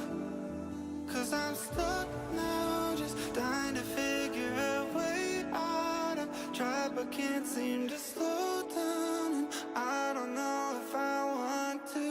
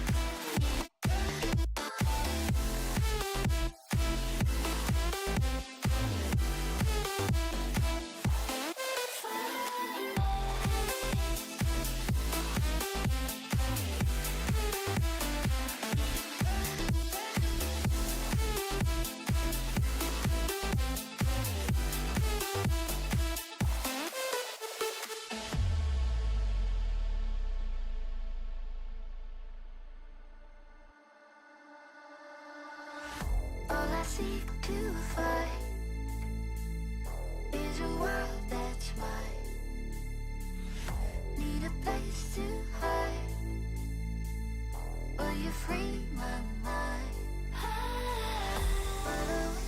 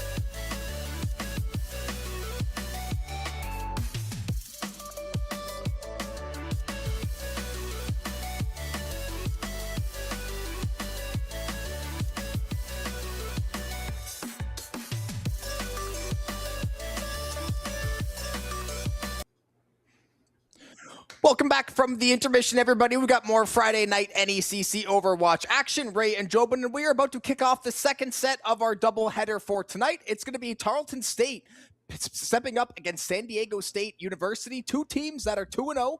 Flawless on the season so far. We've already gone ad nauseum about all the hero changes, the map pool changing, and all that in between. Now we've just got two undefeated teams that are looking to stay that way as they clash tonight. Yeah, very excited as we will be going into Division 4 for this one. So taking a step down the rung of the ladder a little bit, but that makes things that much more exciting. This where you can get very interesting heroes that we don't see all the time, very fun compositions. So I'm extremely excited. And two 2-0 teams going at it. What more could you ask for? Someone's going to leave out of here 3-0, as I talked about, with a very pretty good chance to be able to make that end of season tournament, while the other is still going to be alive and well, but we'll have to look back and look to, change things a little bit heading into week number 4.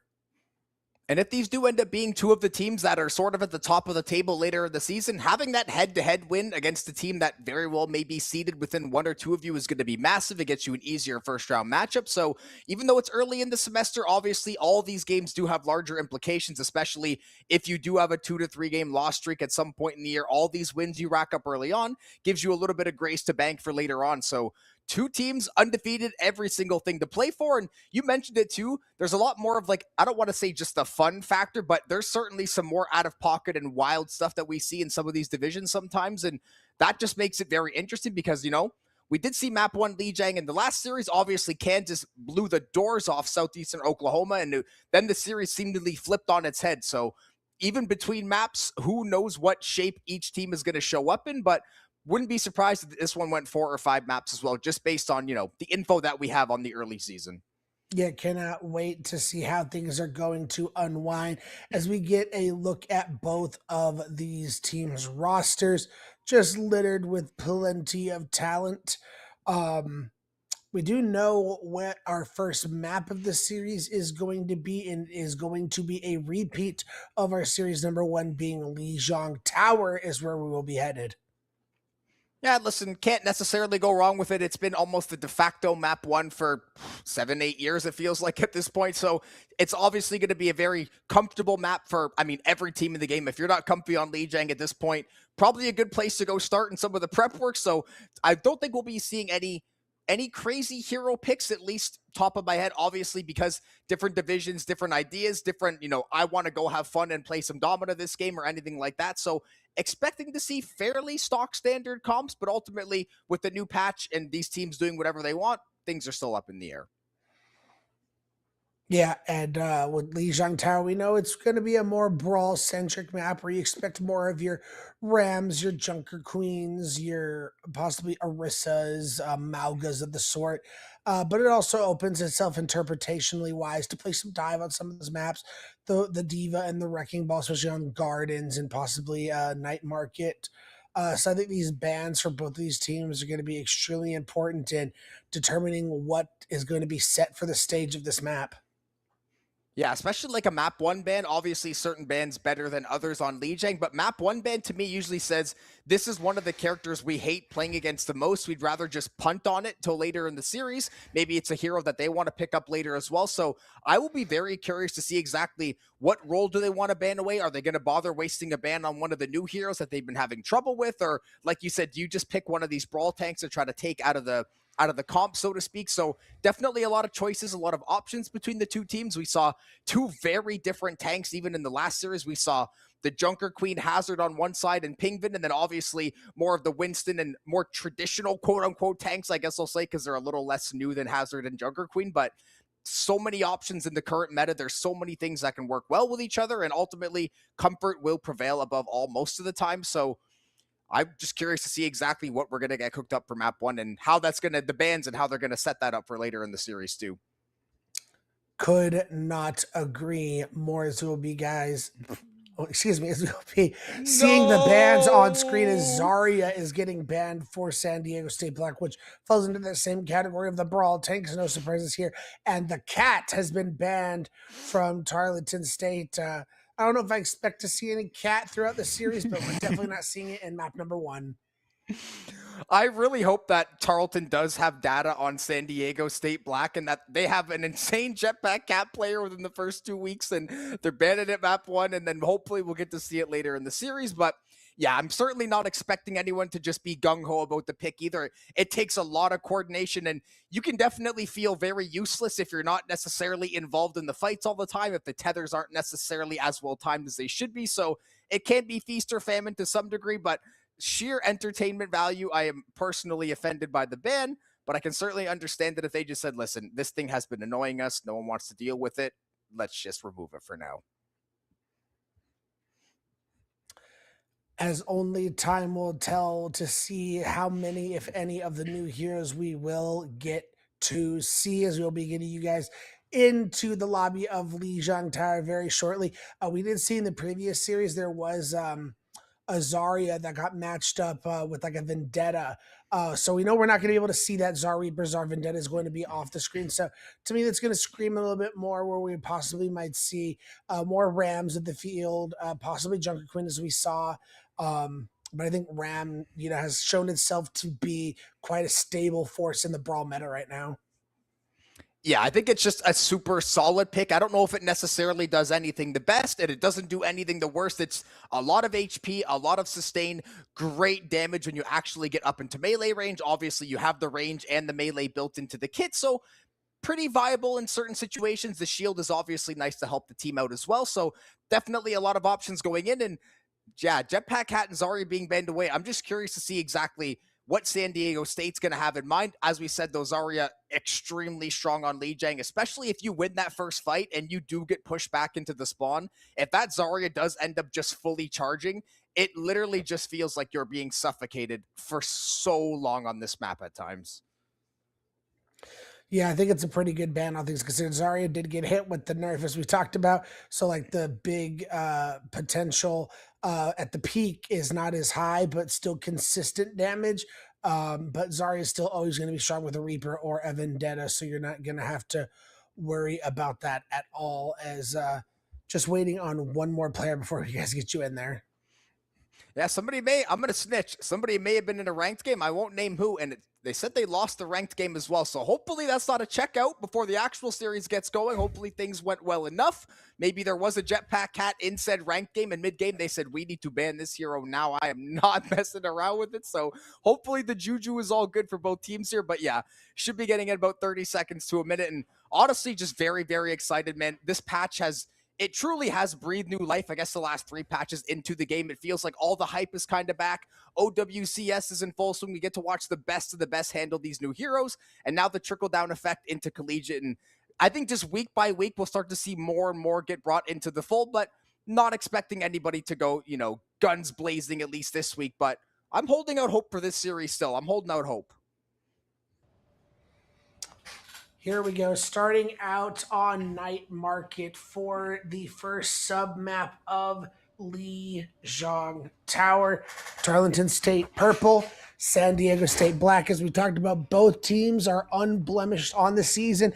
That will change for one team after tonight. We see both teams, one team loading up 2 new heroes, actually. We see Domina and the Emery on the side of Tarleton State, while San Diego State black, they're going to go more of that Orisa-style composition. The real question is, will Impulsive stay on the sim or not? The sim tends to be pretty good on Lijiang Tower, but you never know. We might see a Tracer or a Genji instead. We do see Bob making a last-second swap to the Juno as well, so just more move speed. The Symmetra, we will see if they stick. It definitely plays well on this map, so certainly wouldn't be surprised if these do walk out of spawn and stay. It looks like that is the case, and yeah, we're going to have Domina and Emery to get us going here for the side of Tarleton State purple, so I am very, very excited. We obviously have the Vendetta and the Orisa, 2 heroes that you mentioned in the pre-show as well, so kind of what we expected for the most part. The new heroes are obviously amazing to see, and Emery, anyone that's maybe not aware after the last few weeks, almost functions like Soldier 76 in a way where you can just deal a boatload of damage. The gun itself is a 3-round burst. It's very, very powerful as displayed there. Few kills scooped up, the sidearm able to shut down Impulsive, and San Diego State, they are getting waxed early on. Yeah, Tarleton State already showing a great command of these new heroes. Point cap's going to come on.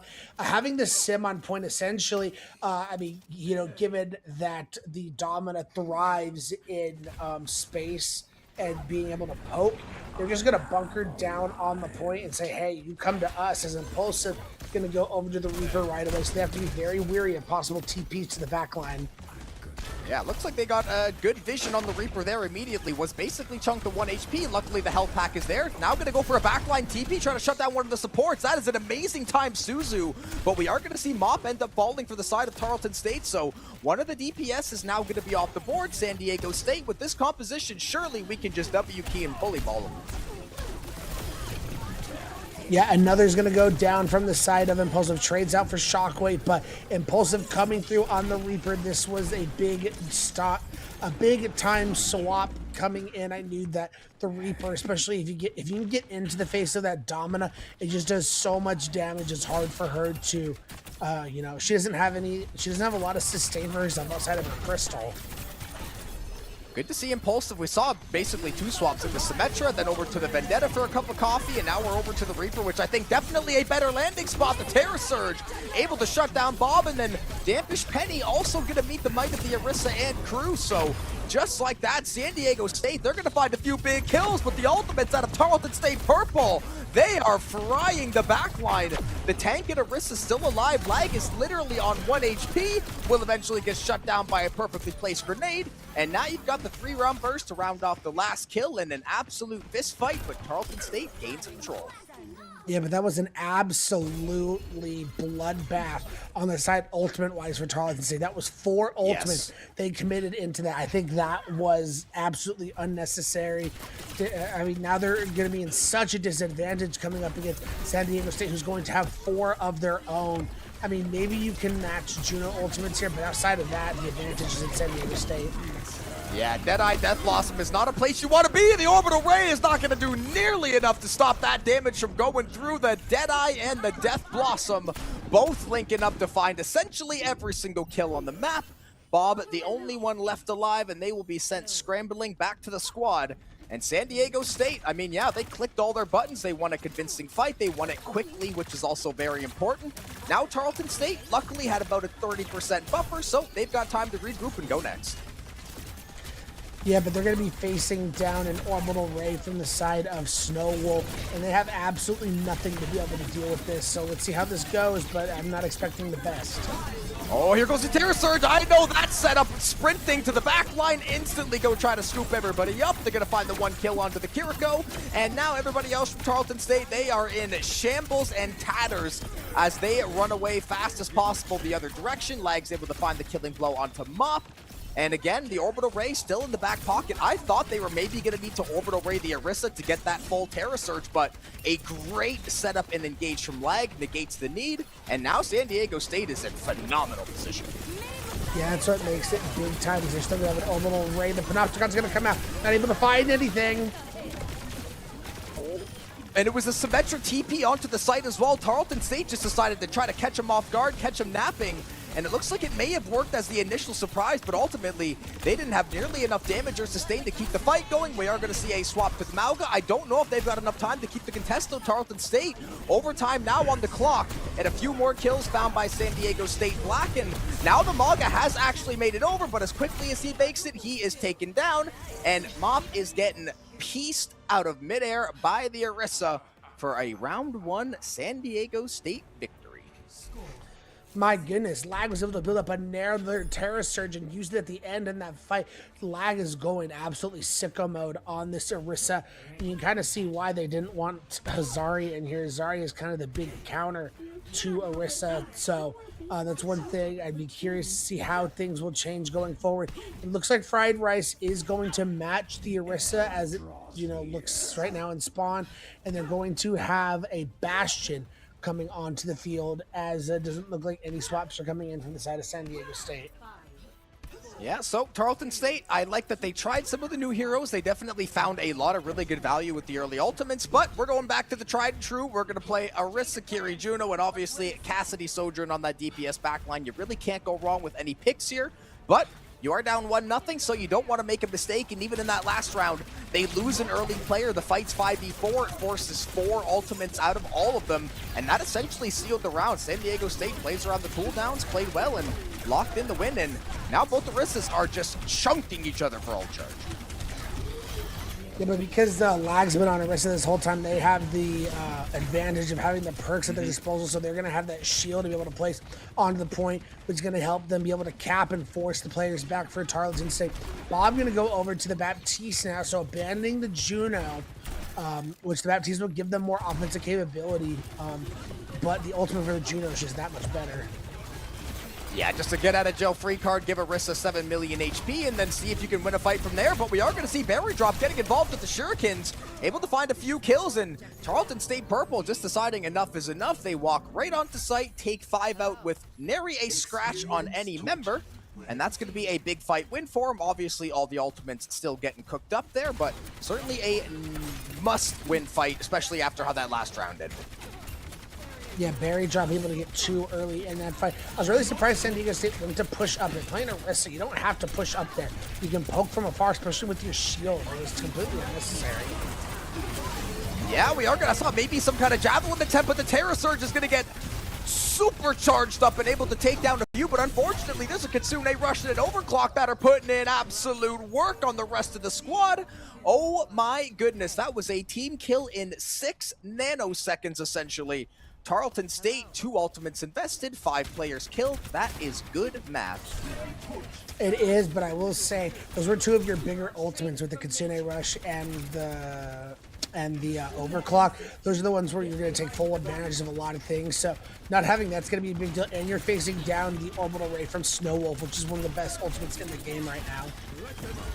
Yeah, we've got the Deadeye about ready to go as well, so if San Diego State can gain decent entry onto one of these sites, they could be absolutely in for a nasty surprise. Speaking of nasty surprise, Impulsive just chilling out in the corner right now. Death Blossom not quite online, but definitely able to find an execute onto a squishy if they decide to go at the right time. But Kitsune rush, San Diego State's going to go for it. Might have been a bit of a misguided engage, though. It looks like they've instantly lost one of their DPS. The Deadeye out of desperation's not going to find anything.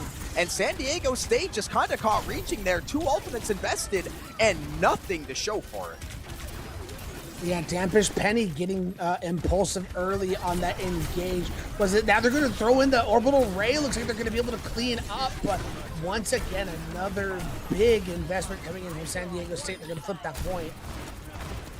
Yeah, I think they were just genuinely worried that they might lose the round and not get a chance to drop the raid. The way that fight was kind of teetering on either edge there, so don't necessarily hate it. It did definitely feel like it was out of desperation, but the map lives on. You get to keep playing, and you still got Deadeye, Death Blossom, Terra Surge, which, if used in tandem, can absolutely lock you into team fight quick, fast, in a hurry, but the Overclock and the Kitsune have now been cycled back online. Yeah, let's see. It looks like the rotation, they're going to go all the way to White Roof. Last time they had this position, they pushed up a little bit too far and kind of got punished a little bit by Barry drop on the Kiri. I would just continue to keep their distance, and it looks like they are just going to continue to fight here on point. Yeah, and Snowwolf would love some time to get that orbital ray online, but Tarleton State Purple's not trying to give him any time whatsoever. Kitsune and Overclock both going to get used up again. The Terra Surge is going to scoop up a few. Not able to find any kills, though, only going to shut down the lamp. And now it's Mop and Bob that are looking to clean up the team fight. The window and a whole lot of gunfire raining down on San Diego State Black. Impulsive, officially out of Wraith form, is going to have the TP, but that's about all you got because you're out of options, out of teammates. As Tarleton State Purple is able to scoop the site back up, and now we're going to be forced onto a last-second Doom swap to try to make heads or tails of it. 99 on the clock in a 1-1 ball game. Yeah, as they don't even get the touch in time. Unfortunately, the Doomfist just plays absolutely horribly into the arrest, as we saw immediately the Javelin coming in to stop any kind of momentum that you're able to get to try and touch for the side of San Diego State as a third sub-map heading into Control Center. As we do see a swap coming in from the side of Tarleton State as Dampish Penny is showing the May currently getting off of the Sojourn, which in a close quarters map like Control Center is, those May walls can go absolutely insane to isolate, lag and try and force out some of those big cooldowns from the Orisa early on in the fights. If Tarleton State is also to win one of these early fights, May is just one of the best defensive heroes. Once you can actually establish some sort of a front line, some sort of foundation, then she can absolutely thrive and she can take over using the wall. The Blizzard, if that gets online early enough, can be devastating, especially on a point like this where a lot of places there's not really anywhere to go. You're kind of just out in the open. If you get caught, that's usually the end of the story. So 5 seconds to the point unlocking, 1-1 game so far in Lijiang. A beautiful Javelin to knock back Shockwave, who is now on to the Bastion. So San Diego State just full committing to damage. Yeah, it is a lot with that Reaper Bastion. It is really hard, because you can force the Javelins. There's no Javelins because you have the shield. So really, you just force out Fortify early in this upfront damage from the side of San Diego State. Just can be so taxing over time. You see Bob taking a little bit of chip damage there from Lag. Both of these Orisas desperately trying to get their ult charge. Speaking of ult charge, Lag has a Terra Surge online already, which is absolute insanity, and they're going to go for the early pop because why not? The wall's going to take him up, the lamp's going to get taken down, and in the meantime, San Diego State's team just gets ripped absolutely left, right, and center. Deadeye and a whole lot of abilities hitting everything. San Diego State did get the early capture, but it will flip back to Tarleton State. Deadeye and Window using exchange for Terra Surge for San Diego State. You'll definitely take that exchange of ultimates. Getting that window out, it's pretty big because they can't just use that to force your positioning coming in this next fight. But the one thing you have to be extremely, extremely worried about is this Blizzard coming in from Dampish Penny. Yeah, you're risking getting yourself out of that, but everyone else has to be extremely wary. Yeah, and anyone watching, you can see how small these hallways are in some of these side rooms. If that Blizzard connects onto a few people and they don't have a lot of space to move, it is going to be night for them, but the Blizzard is going to get invested. So will the Kitsune rush out of both sides. The lamp from Snowwolf is going to keep San Diego State alive for at least a moment. Terra Surge out of Fried Rice and a full charge onto Shockwave. Dampish Petty's going to find the headshot onto Impulsive, and Tarleton State Purple finds the kills they need to win the fight with authority, and they're going to send San Diego State back for a reset. How's it going? As again, Fried Rice just getting huge advantage out of those Terror Surges time and time again. And obviously the Blizzard came through pretty strong. Let's see what San Diego's taking to do. They're going to have a window. They're going to have their Bastion ult, possibly their Reaper ult. Let's see if they can flip this point in their favor, because they only got 2 more shots at this, and Impulsive's already down. Yeah, the Bastion's going to be forced to ulti because there's no DPS left to try to stand ground, and now the window's going to get invested, but the Maywall's going to stall it out for about 5 seconds. A nice Javelin onto Lag to back them up for the moment. Impulsive is going to be off respawn with the Death Blossom, and now Bob's got a window of their own they can tap into as well, and yeah, they're going to go right for it, trying to see if they can find the kill. Is the Orisa. Lag's going to jump behind the window with the Terra Surge, a beautiful idea. Able to find the shutdown onto Bob, and that was a perfect Terra Surge team kill. Again, that was nice patience coming in from San Diego State to, patiently await out some of those ultimates, especially that window coming out from Bob. They're still going to have to deal with both these DPS ultimates, but let's see what Impulsive can get going with this Reaper ultimate. Could be game-changing if you can find a nice little spot, nice little angle to get it off.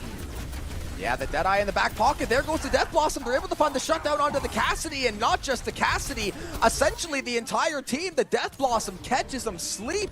And it's going to be another team kill. Deja Vu, run it back. San Diego State, only 1 ultimate in the bank. The Bastion ulti will be online. And Tarleton State Purple, I mean, it's going to be tough to fight out of this hallway and onto the point, but they've got more than enough utility to do so. Yes, they're going to have to move pretty quickly to try and get this done. They have a Blizzard to be able to do that. You can always do Kitsune Rush down. There it goes. Terra Surge is going to get invested. That's going to force an early lamp out of the side of San Diego State. The Blizzard's going to connect onto the entire team, but they can't find a kill shot. But Mop beautifully hides in the side room, pops the Deadeye out of harm's way, and able to just get the flank of a lifetime to shut down San Diego State. And now they're going to be the ones with the mad dash back to the point, as they've got about 8 seconds to make it back over here. They've got a lot of ultis to play with, though, so this could get very messy for Tarleton State if they got on their horse. Yeah, that was almost extremely dangerous. And oh no, they don't get the touch. So much incoming damage taken from the Tracer of San Diego State. No one able to touch Tarleton State, able to eke out a map 1 victory, taking Lijiang Tower 2-1. A perfectly placed flashbang from the Cassidy shuts down the Tracer, who I believe was first onto the point, and then everybody else just wasn't really able to make it back in time. We saw a late Terra Surge from one of the Orisas come through. I don't even remember who it was, because it felt like the Orisas had ulti up every 15 seconds, both of them going back and forth. I mean, Lag charged their ulti, I swear, in like 25 seconds to start the round, which is insane. It gets San Diego State the early fight win, and then ultimately they just couldn't hold on. That ulti chain that was set up at the end was gorgeous. Blizzard into the rush, just realizing we've got 10 seconds. We've got to hit the gas pedal. They sent it in, steal the round, does Tarleton. So a scrappy, I will say that messy... was almost that was almost a disaster, though. Like that Blizzard, they had everyone frozen, but they didn't shoot the dang immortality field. They got lucky that Mop was on the flank and got them with the high noon. That could have been a very bad situation, but they're able to clean up nonetheless and get that map victory. Now, as we talked about, both these teams are 2-0. So we know, I mean, we saw that first map extremely close between the 2 teams. So the question is, I mean, for San Diego State, where do they look to take us? What do they look to ban this time around? I mean, we obviously Lag looked really good on the Orisa, but I mean, that Zarya ban's already been burned, so not sure of the affinity of Fried Rice to be able to play that Zarya, but Zarya is always going to be a threat against the Orisa going forward. Yeah, and Orisa obviously very, very tanky, one of the tankiest heroes in the game, but you do lack a lot of mobility to some degree, so depending on the map or the certain setups, it might, sometimes the Orisa feels really good. You walk in, you're like, let's go team, you look behind you, no one's there, and then you are literally just a statue to be shot at, and it can be very tough if you don't have the shield online, so got to see exactly how these teams navigate. They both did look very, very good in the brawl there. I mean, that map could only have been 8% closer or something in that ballpark, so it literally was neck and neck the entire way through, but called it 2. That flanking high noon from Mop might have actually saved the game, because it's rare you see a 5-player Blizzard and nobody die because the lamp is just chilling like a halo above them. So really, really clutch plays out of the DPS there, and definitely Lag is going to be a player to watch, whether that is going to be on the Orisa, whether they hop over to a Ramatra, depending on the map or something. I've got a lot of faith in both of these tanks to hold it down for their teams. Yeah, both of them definitely had big time moments. So the question is, how will each of them adjust to each other? Will we see any DPS swaps coming in, any support swaps to try and deal with that? Will Orisa be the main thread throughout this series? I'm not 100% sure, but I mean, when it was Orisa versus whatever Tarleton was playing on the first map, whether that was the um anyway, it was looking really good. So once the Orisa v Orisa became the matchup, that's when Tarleton was able to come back in. So again, it's just gonna be about being patient, seeing what maps come up, what kind of we on dive maps, brawl maps, and then where do these bands land, and how will that affect what we see from these teams? And sometimes simpler is better. You see an Orisa popping off, just go play the mirror mode because Orisa, for all the, I don't want to say glory, but it's just a very simple hero to execute. The abilities are very simple. You don't have to be mechanically gifted to try to outmaneuver people. If you can track really well and land javelins, that's amazing. But the hero in and of itself doesn't require too much to execute. You just got to play around your team, really focus on those cooldowns because once Golden is down, you become a third of the hero that you are. So I want to see is Lag going to be able to match that performance, and we are going to have a sub in for the side of San Diego State. We're going to have Hans 10 come in, which I guess is kind of like Hanzo and Leet speak almost, and then Kaffy is going to be out. I believe they were one of the support players, if I'm not mistaken, but we'll obviously, when we get into game in a minute here, we'll be able to check for sure. Yeah, I believe Kaffy was the Kiriko player for the side of San Diego State. So that's a nice little wrinkle. How that affect things is this mean we're gonna I mean, could be just they're a little bit better on a certain flex support better. I guess is maybe you won't see Kiri because like if you're gonna come in and play Kiri, then why would we stop with the Kiri players? So my guess is they excel at some other flex DPS. We'll see. I mean, we did see that Jetpack Cat was banned. I'm not saying we're gonna see that, but Tarleton was the one who banned it, so maybe that's what we have in store. Oh, what I would give for even 5 minutes, it might get swapped out if it ends up getting stomped on, but just give me like 5 minutes. Let me see one tether play with one of the DPS looking real goofy, and then I'll have had my fill for the night. But yeah, Jetpack Cat, Zarya, handcuffs are off for the rest of the series. Definitely would expect to see the Zarya a lot more. Obviously, it just fits into so many different comps and so many modes, and knowing how good the tank players are on both sides, the Zarya ban certainly looked like a good one from the San Diego State side.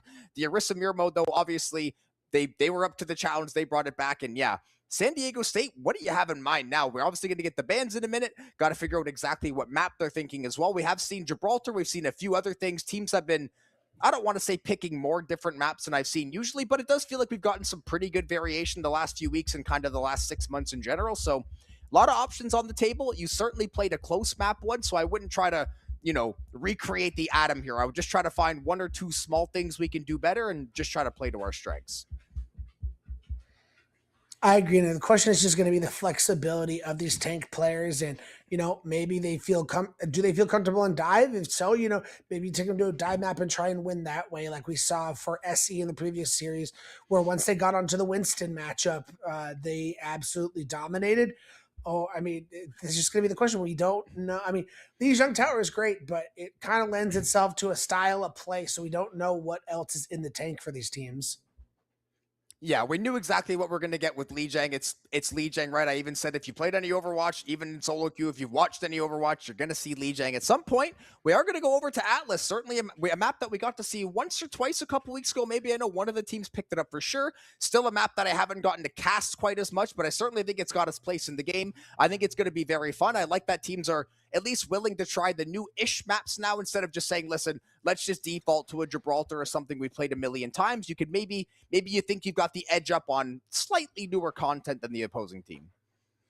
Yeah, to me, Atlas, I mean, it plays very similarly to a lot of the Flashpoint maps, where a lot of the points can be very flat, but they also built in some nice little natural high grounds on almost all of the points. I think the only one that doesn't have it is Gardens and the City Square. The other three all have some high ground available to them.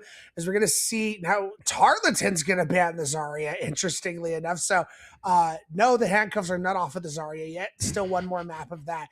Now going forward after this map, Zarya will be free out of jail, and the Emery coming in from San Diego State being banned, which we only saw that on one sub map, but I mean it did its thing. Yeah, it opened up the game with a triple kill. The ultimate ended up finding a huge play later on. I think it did get neutralized to some degree as the map went on. I mean, it was San Diego State who was playing it too, was it not? Like that. It's interesting that they were looking to ban it then.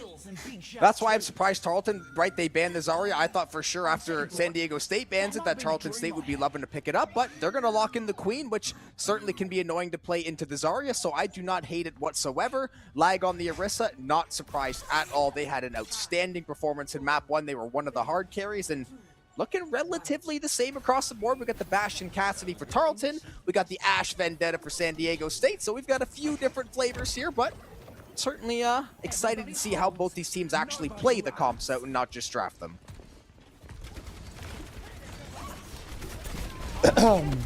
I do like the Vendetta coming out. I mean, as annoying as she can be to play against, she's very strong for a reason.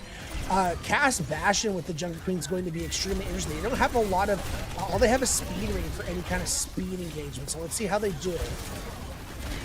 Yeah, we do see the Bastion putting out a lot of chip damage onto Lag, but Orisa able to back up, get full HP basically, but now the re-engage looks like Lag looking a little worse for wear. Shockwave's taking a beating from somebody as well. DPS getting very, very low. It is going to be San Diego State giving up a little bit of space to Tarleton. And it is going to be that early capture for Tarleton State Purple as the Orisa try to go in on the Bastion. They actually are going to win the fight, but it is going to be a few back and forth trades. Impulsive's going to be down to 1 HP. Berry Drop finishes off them. Shockwave's going to get the best of Fried Rice, and this is a back and forth exchange. But ultimately, San Diego State, despite losing the first kill on the point, clean up very nicely. Yeah, I will say the Junker Queen matchup into the Orisa, just because of that fortifying, you can get a lot of that armor up and a lot of that extra heat, a lot of extra oomph. It's a lot harder for the Junker Queen to be able to focus you down quickly, as Live already has that Terra Surge, and they have Bob available. Insane. Yeah, I don't know what Lag's doing. I need to find out what the double alt charge tech is, because I swear this Terra Surge is never not online. And not only that, they've been finding a lot of good value with it. They actually go for the engage there. It looks like enough healing to keep the squad alive. The Deadeye was sent in by Mop as well to try to at least put the fight up. It is going to be Fried Rice, and now you've got the 6th man of the year and Bob joining the fray from the side of San Diego State. And they're not going to be able to find the kills. Mop is just body bagging every one of you. And Tarleton State, after a whole lot of ultis go on both sides, do flip it back. Again, I will say, as I mentioned, it can be hard for the Jungle Queen to focus down that Orisa with a lot of the tankiness she has. But the Bastion is there to try and help out with that and just throw down a lot of damage. San Diego State can re-engage with both of their support ultimates, and they've already found damage ready. Yeah, I think the Javelin might have landed. I saw the stun animation on the player card, so Dampish Penny just gets executed 100-0. And that's going to force Tarleton State to go on the retreat. They do still have an ever so slight percentage lead, but that's going to be evened up and then taken over in a second here. This is a great Rampage angle. It's going to connect onto 3.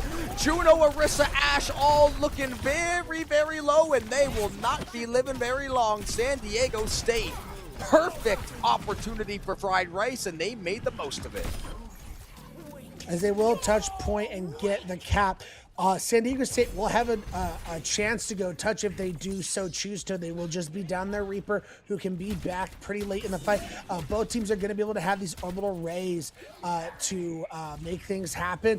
As they're just going to give it up. I respect that a lot. I feel like it would have been kind of a waste. You would have been down 1. You probably would have just been feeding ult charge. So I get just fighting to play the next point, but they've already lost Shockwave.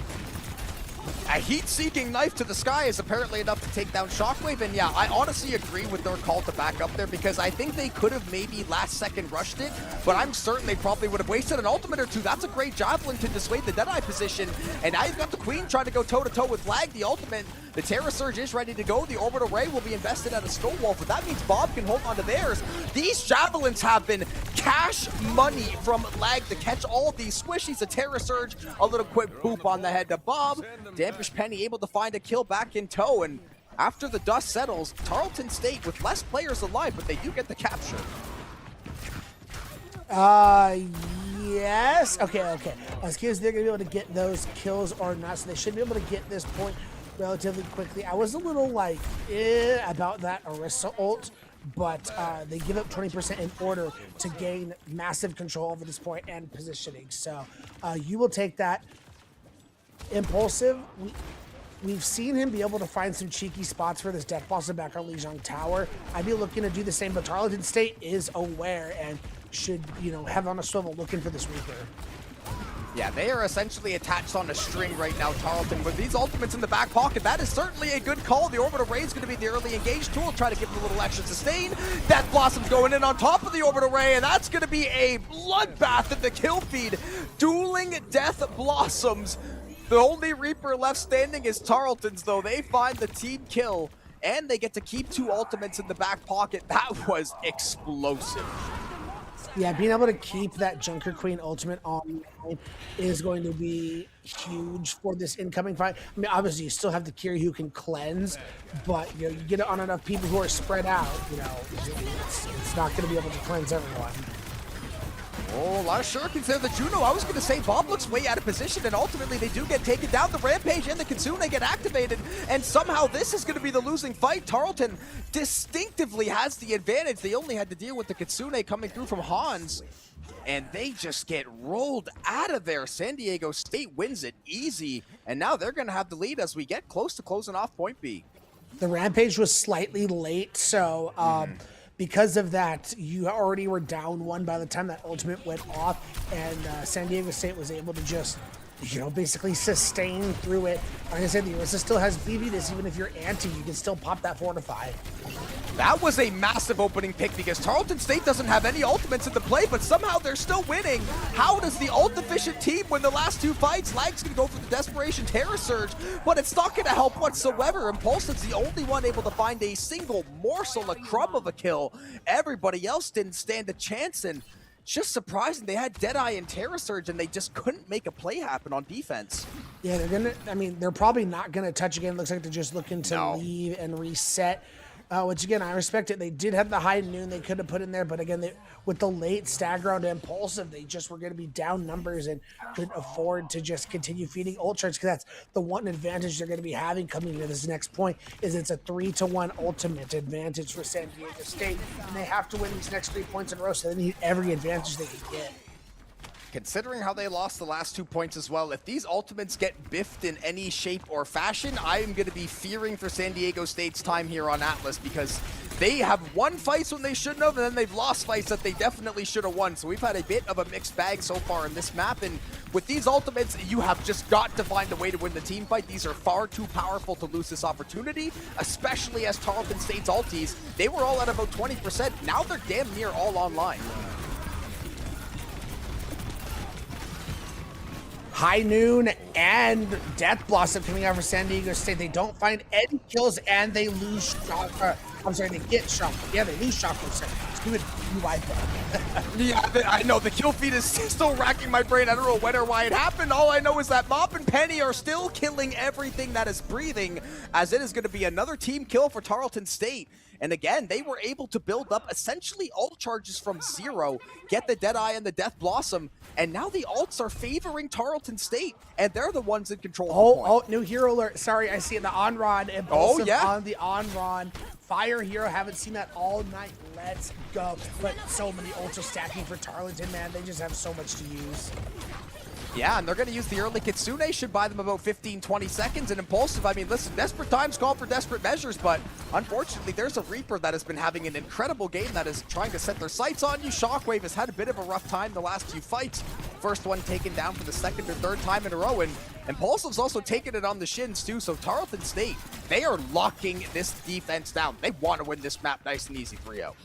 Yeah, and they got 2 big-time ultimates with 1 fight remaining for San Diego State.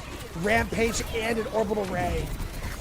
Oh, the Kitsune gets invested early out of Honto, so they're going to see if they can swing the fight in their favor, but the Rampage is going to connect on 4 players. If you are squishy, you are anti. The Terror Surge comes in, but I fear it's going to be a little bit too late to try to swing the fight. However, there is actually still hope. Lag's able to win the 1v1. The point's now going to be contested. Bob's going to be very low on HP. Lag is also low. Overtime on the board. Can we see Impulsive pop off. They do find a double kill to save the map and maybe the series. Yeah, and Tarleton kind of threw everything they had at that fight. I mean, maybe he built up to a Death Blossom of San Diego, puts him in a pretty good spot with incoming High Noons, incoming Phoenix, and incoming Orbital Rays. And a surprise to no one, if you try to 1v1 a Reaper, regardless of how new your hero is, that's a very hard 1v1 to win. Dampish Petty is walking at Impulsive and shredding them for 200 HP every single time they get near each other. But now you've got Lag almost locking down the Reaper. We're essentially going to be a 99s all overtime by the time this point gets wrapped up. So Shockwave on the Deadeye's got to try to find some value. Is going to lay the flashbang, but you lost your tank and you lost your Andra. That means there's no ultimate around for the DPS. The point's going to flip back, and the Death Blossom may be the dagger. Tarleton State! Exclamation point on that one. The two Death Blossoms out of Penny may have single-handedly swung each round for Tarleton State. That was world-class DPS and teamwork out of everybody in general. And we do get mopped with a well-deserved play of the game. There's about 2 or 3 different ones you could choose, but this one certainly worthy. Yeah, Tarleton State, I mean, once they got in their groove, they didn't look back very often. I mean, a lot of those points were extremely back and forth. But all things that are done in the clutch moments, Tarleton seemed to have the goods. They had a little bit better of a stranglehold on their ult economy. It always felt like they had at least 2 ultimates to use in most of these fights. And I think that was just the difference maker all in all on that point of the on that map of Atlas. Yeah, and once they actually did win those early fights and controlled the points, they're forcing early Kitsunes out of the other side. They're forcing some of these early support ultimates where it's like, okay, we just need to use an ultimate to actually bridge the gap and get onto the point. But then once you do that, Tarleton is just waiting there like, you don't have anything left, like bring it on. Like we're just waiting here with a Deadeye, a Death Blossom, and Penny finds the 2 best Death Blossom angles. The first one, we have dueling Death Blossoms over the Orbital Ray, ends up going the way of, or Impulsive ends up losing that one. And then just at the end, again, Penny just calls game essentially with the Death Blossom at the end. That was fantastic work out of the Reaper, and even then, they shut down Impulsive's on-run. It did find a few kills at the end, but Impulsive would walk up, catch a face full of shells, and then it was time to go. So that on-run did get some value, but Reaper is still just that guy in a 1v1. Both teams 2-0. Both teams have had their pop-off moments, yet we sit at a Tarleton score of 2-0 heading into map number 3. San Diego's going to have to reverse sweep to try and make this a 3-0 season. We're going to give them a little bit time to take a breath, formulate a plan, and see what they can do on map number 3. We'll be right back.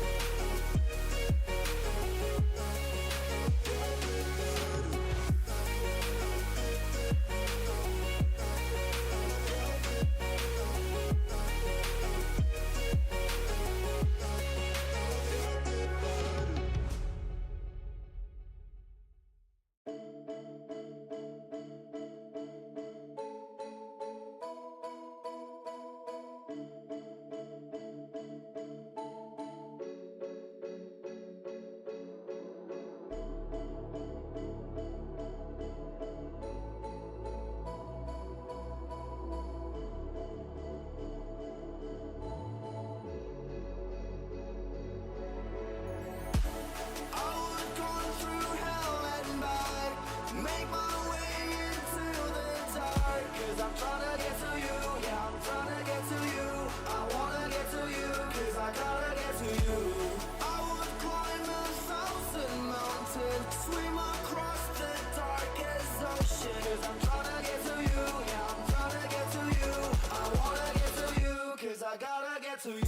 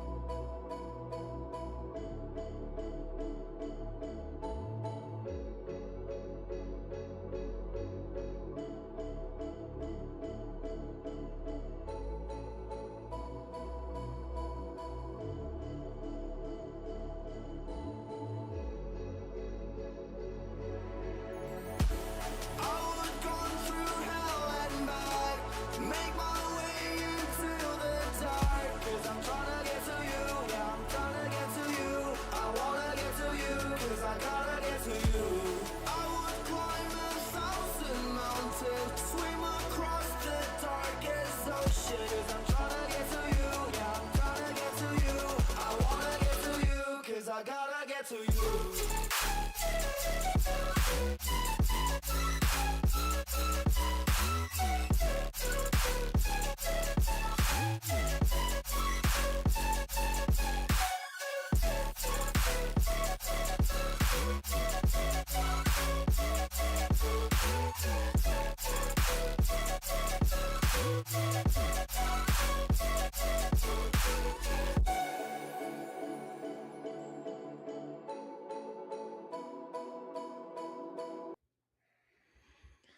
Potentially one final battleground for our doubleheader on Overwatch Fridays on NECC. Jobin and Ray and Tarleton State up 2-0 right now over San Diego State Black. Very, very back and forth maps. Take nothing away from San Diego State. Saw some Onron. We saw some Emery in the first map as well. So these teams have been willing to experiment. The only thing consistent, Lag is a good Orisa. Everything else has kind of been shape-shifting around it between all the switches. Yeah, and I think with Tarleton being up 2-0 and San Diego needing to mount a comeback, I mean, what better place to try and start mounting a comeback is completely changing up the style in which we play, which you do that by going to Watchpoint Gibraltar, which is a dive-heavy map. Yeah, Winton Overwatch, we called it earlier. Obviously, D.Va, we're going to get the hero bans in a minute, so maybe D.Va is going to be banned. I'm not privy to the information yet, so D.Va, Winston, obviously the two S-tier tanks that we talk about, but Bastion, Juno, so I guess just directly targeting out, or no, Tarleton was playing I guess maybe both teams picked it up toward the end of the map there, but Tarleton's going to say no Bastion, Juno going to get taken off the board. We've seen it in every single map, both maps so far, but they essentially stuck on the Juno all the way through, so I guess target bans to some degree, just annoying, a lot of damage out of the Bastion. Obviously, if you just perch up on the high ground, go turret mode, it's very annoying, but one more map, San Diego State, to see if you can extend the series. Let's see what the comp is looking like. The Bastion coming out as a ban is interesting because that's not normally a hero I think of when I think of Gibraltar. But I mean, it's had its success in this series, so I guess I get it. San Diego State going with Rhine comps on defense. Feels like you never see that on Gibraltar these days. Bob, my go! Don't switch! Whatever you do, I need at least 30 to 45 seconds. We've got Widowmaker, Jetpack Cat. Something's going on in this entry. And he's got a police skin on or something. Yeah, we do see a cat. We'll see if they actually run out on the cat, but that is a great cat skin. I will say that. That's awesome. Yeah, it's weird. I don't normally expect the cat to go with Winston because Winston can just get himself to those high grounds anyway, but they are going to roll it on the cat. Let's go. I want to see the cat taking Mop a mile into the air and Mop hitting a trick shot like it was Modern Warfare 2 back in the day, but who needs the cat when you've got raw aim? Shockwave gonna get taken down, and yep, there's the Widowmaker getting pulled away by the cat. This is already more entertaining than so many other games that I even saw in pro play. This is phenomenal. We've got a flying Widowmaker with Jetpack Cat. They're doing it.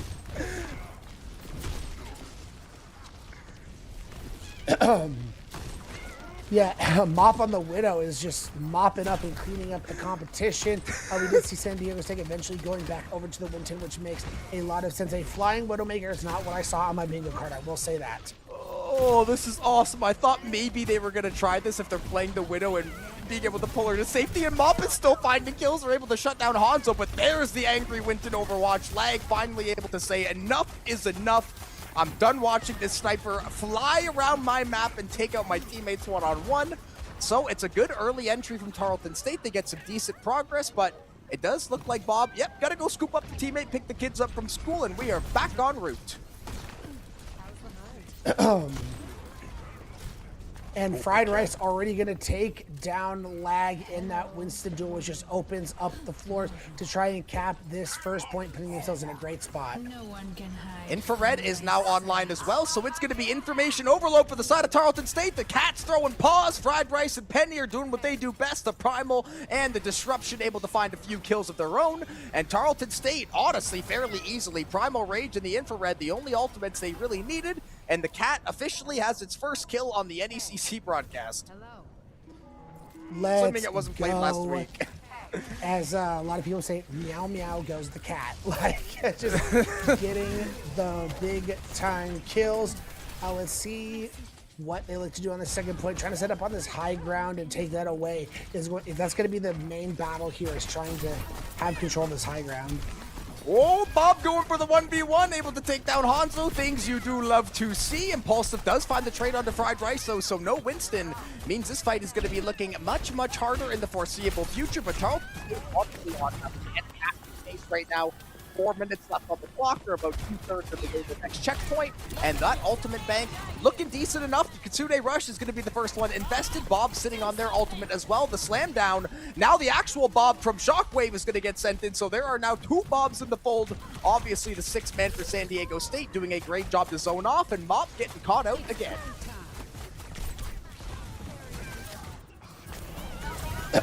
Sorry, my mic was not cooperating with me. Yeah, again, this is a lot of progress to have been able to gain on the second point relatively quickly. Still 3.5 minutes, and all they have to do is win one fight, and they've already taken down the win. They've already lost their Winston, however, so they're going to have to be a little bit more patient and wait. But look at the ultimates that San Diego State has been able to stack. They got both of their defensive, both of their support ults. I mean, you have the Cat ult, but all you can really do is drag someone into the team. There's no edge you can take them off on. Yeah, it's not like a game-changing ultimate necessarily. It can be very useful in certain situations, but you're not going to walk up, click the button, and essentially decide the team fight. So this Blade and the Nanomite, though, that's a classic combination. Yep, everybody cut into pieces. Impulsive off the Nano Blade. A tried and true absolute classic in Overwatch. And just like that, Tarleton, similar to what we saw in the first series, it was about this point in the map which teams just can have a very hard time trying to break through that mid line.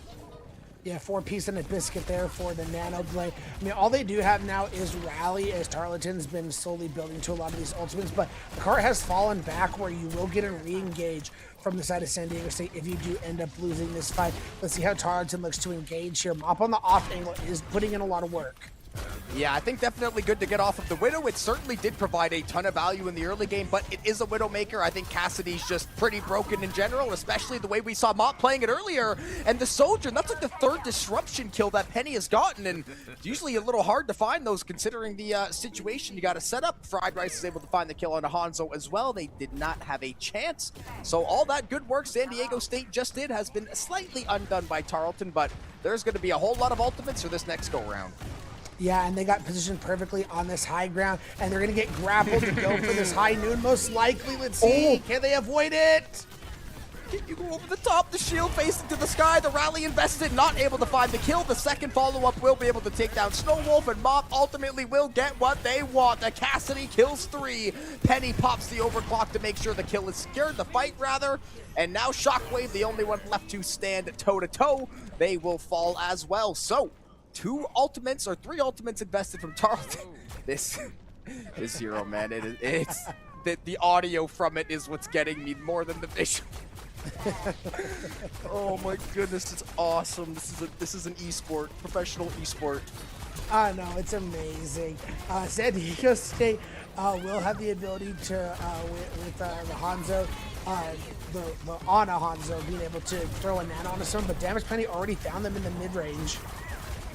Oh, Dampish is able to find the kill. Yeah, the Primal's going to get popped as well. Lag, very low on HP, especially after using the Primal, and it's not going to be enough to survive. The Cat's throwing hands yet again, and this Cassidy, Mop might just be the best Cassidy of the night, because that is like the 5th triple kill in 2.5 maps, essentially. But San Diego State, with the Nano on the Genji, were able to shut the play down. Unfortunately, it wasn't the Nano Blade, so Tarleton State, they can get right back onto the cart, and they can keep on cooking.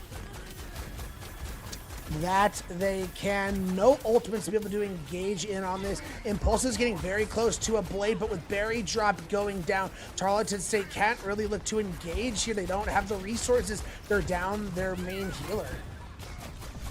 Yeah, that is a rough way to start the fight. Shockwave not going to be around for a few seconds. Hanzo, great job to find the kill over onto Mop, though. Fantastic work from the back line.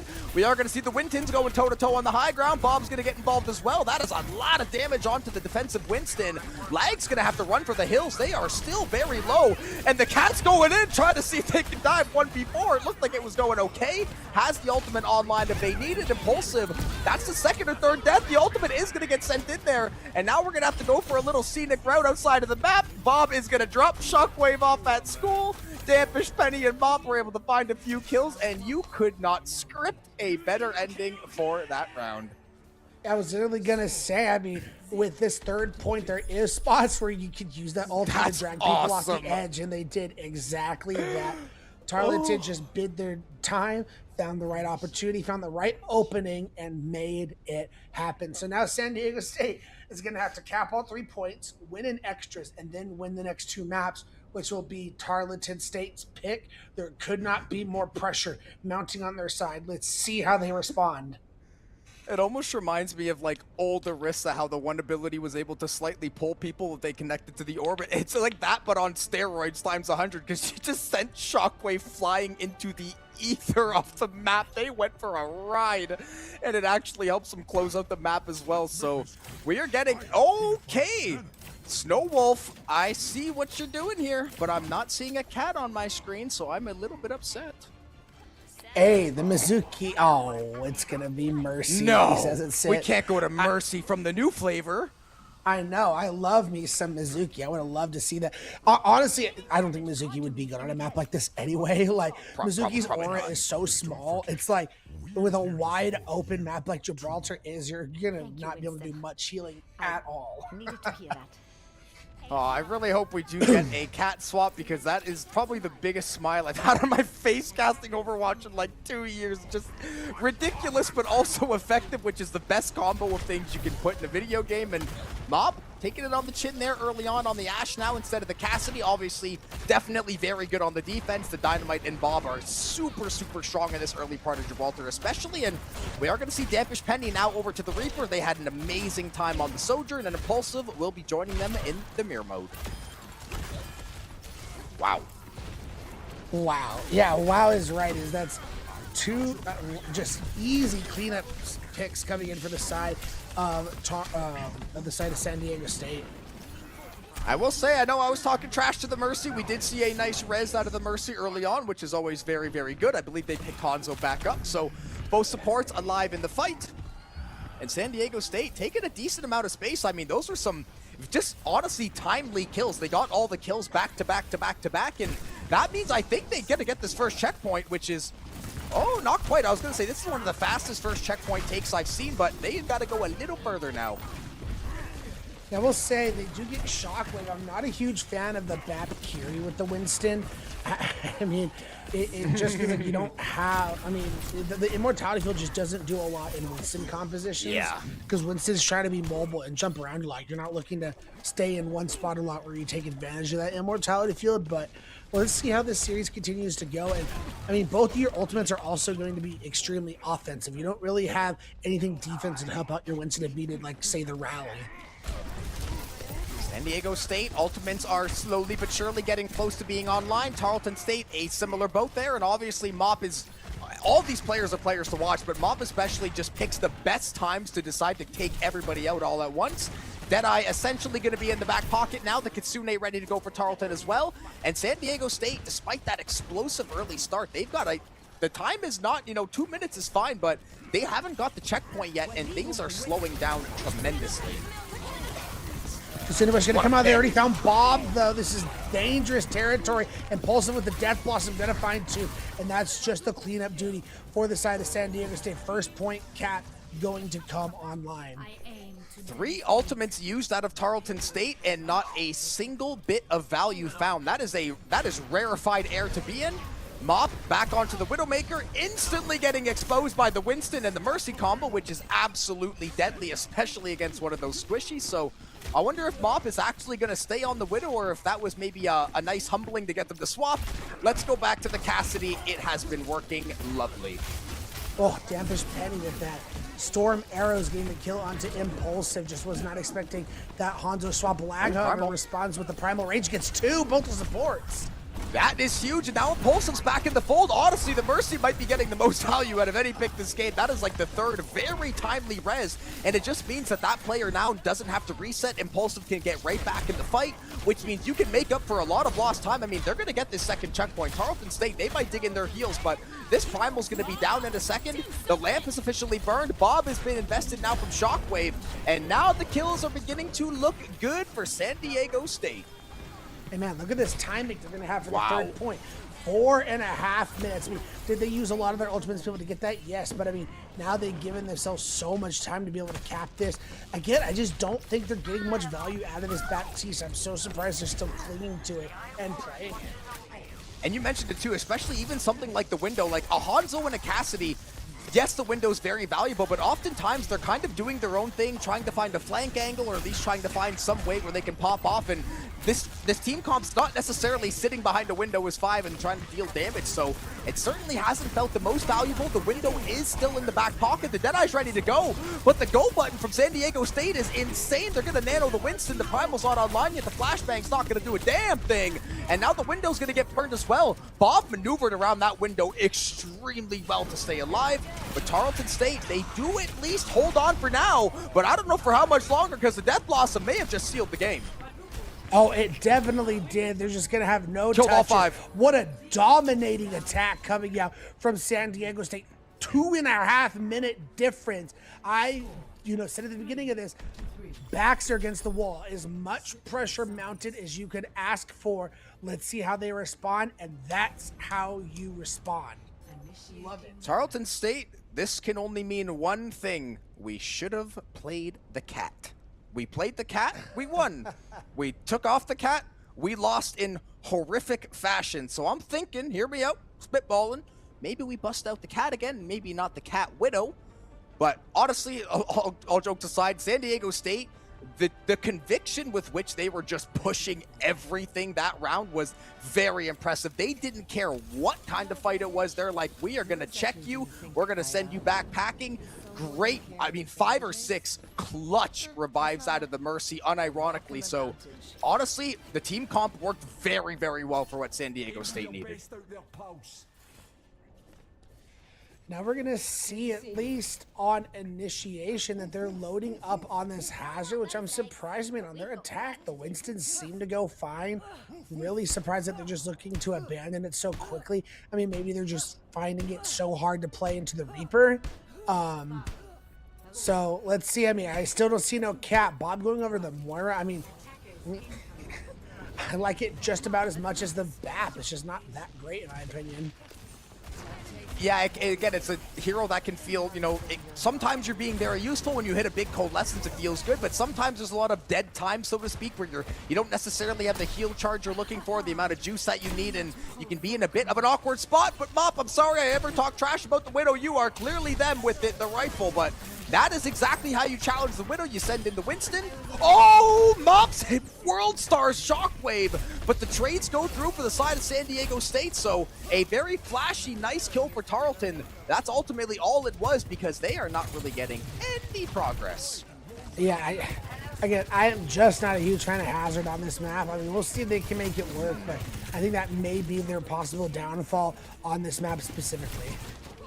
It's like you said it perfectly. It's so hard to play this into a Winston, and then obviously you have the Ana that can shut you down completely with the Anti and the Sleep, the Reaper and the Ashe that will take full advantage if you do get CC'd out, and Mop just deciding to go Widow till death. They're going to try to stick this one out. They're going to get kills. They're going to find the res back on the Shockwave. Penny's going to do all they can to try to keep the fight going. Overclock is not quite online, and the Winston's going to grab the health pack. So this Sojourn, this is not a winning fight anymore. Overtime officially on the way, and Tarleton State, I believe that was their last gasp. I know Mop is on the Tracer, tracering around.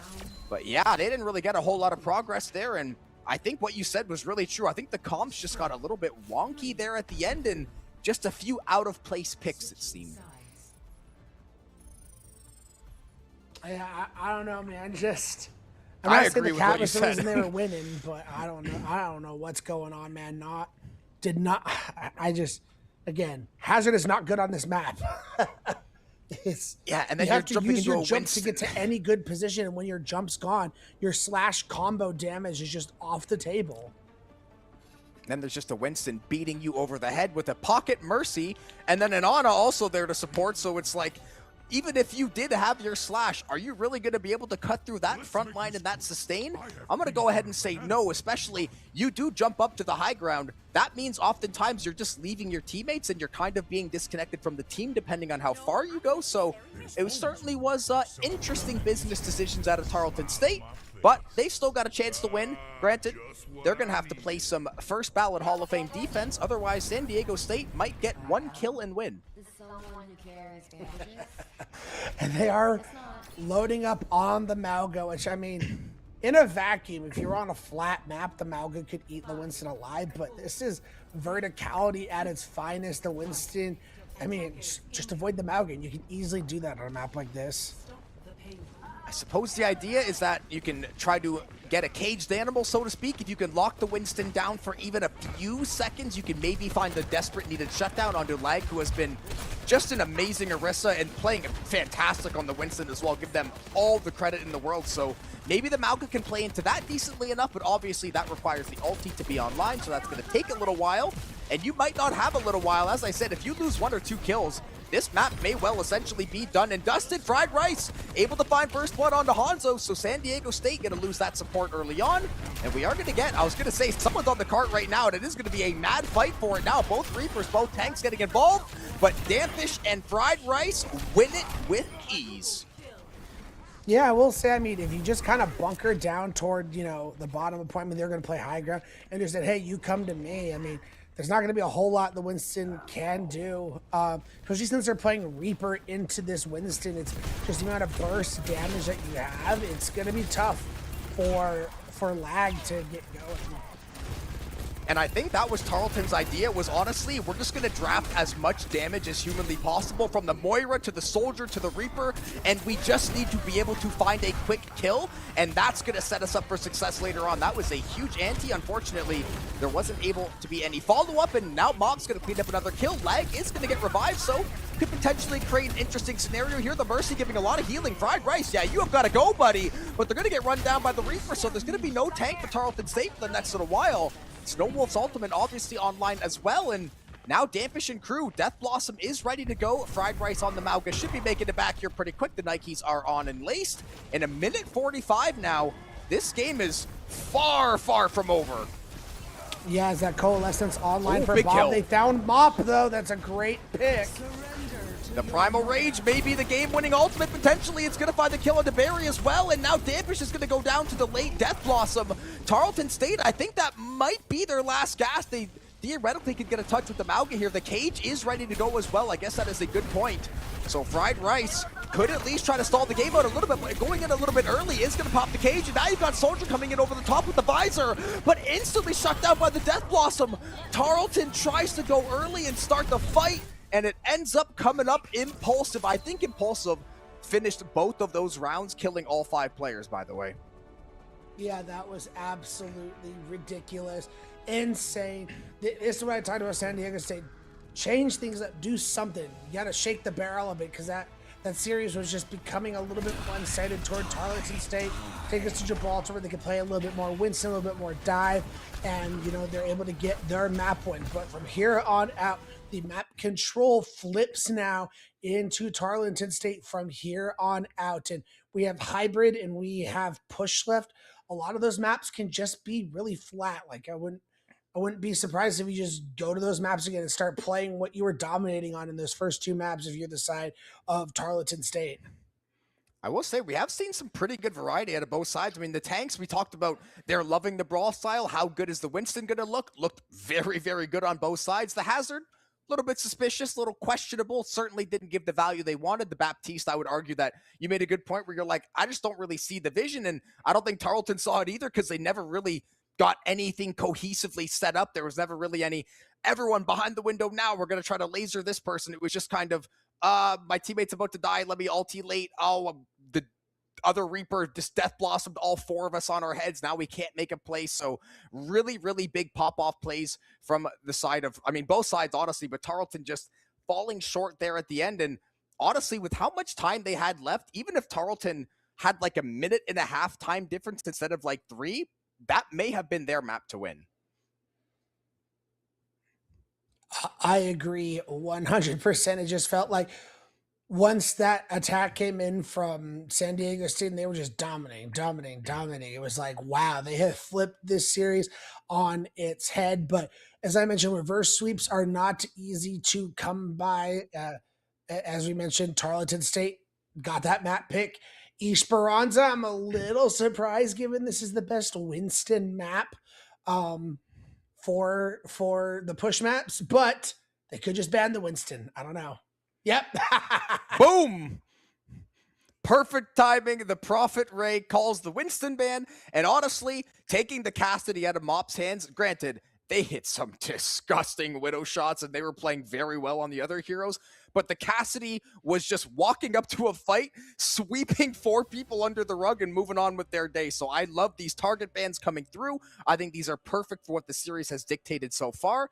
And now the question remains, are we going to play the cat? I'm going to ask this every single game until people keep playing it. Dude, I'm genuinely shocked. Where on this map is this picture? I don't know. Listen, where my I credit the observer observers. is. They find the nook and crannies. You got to go way outside the map for some of these. That's there's a lot of stuff. Like I know everywhere there's on this map. kitchens on this map. I'm just not aware where this is. Yeah, I guess I'll look for a tiny that's- health pack in a kitchen and we'll see. I'm probably gonna go load up the game after this and go to this map and try and find that now. Guess not. Hidden Kitchen Easter egg NECC exclusive. Shout out Reach on the keys there, locking it down. Obviously giving us some fantastic cat cam earlier, but no cats, no felines, no funny business. This is looking fairly standard Overwatch to me. Fried Rice is going to make the late swap onto the Queen. Lag's going to scoop up the Zarya. Certainly, I think, would fit their playstyle and how they've been playing. And Impulsive, you know, they had to get going on some of that new flavor. The Czar Vendetta. That's going to be the name of the game. But Tarleton State does have Dampish on that May, so being able to separate that Zarya from the rest of the team could pay off dividends. Impulsive going to take to the skies, not able to find the down swipe, and now maybe caught out a little bit, but lots of mobility, cooldowns are recycled, so able to get back to safety.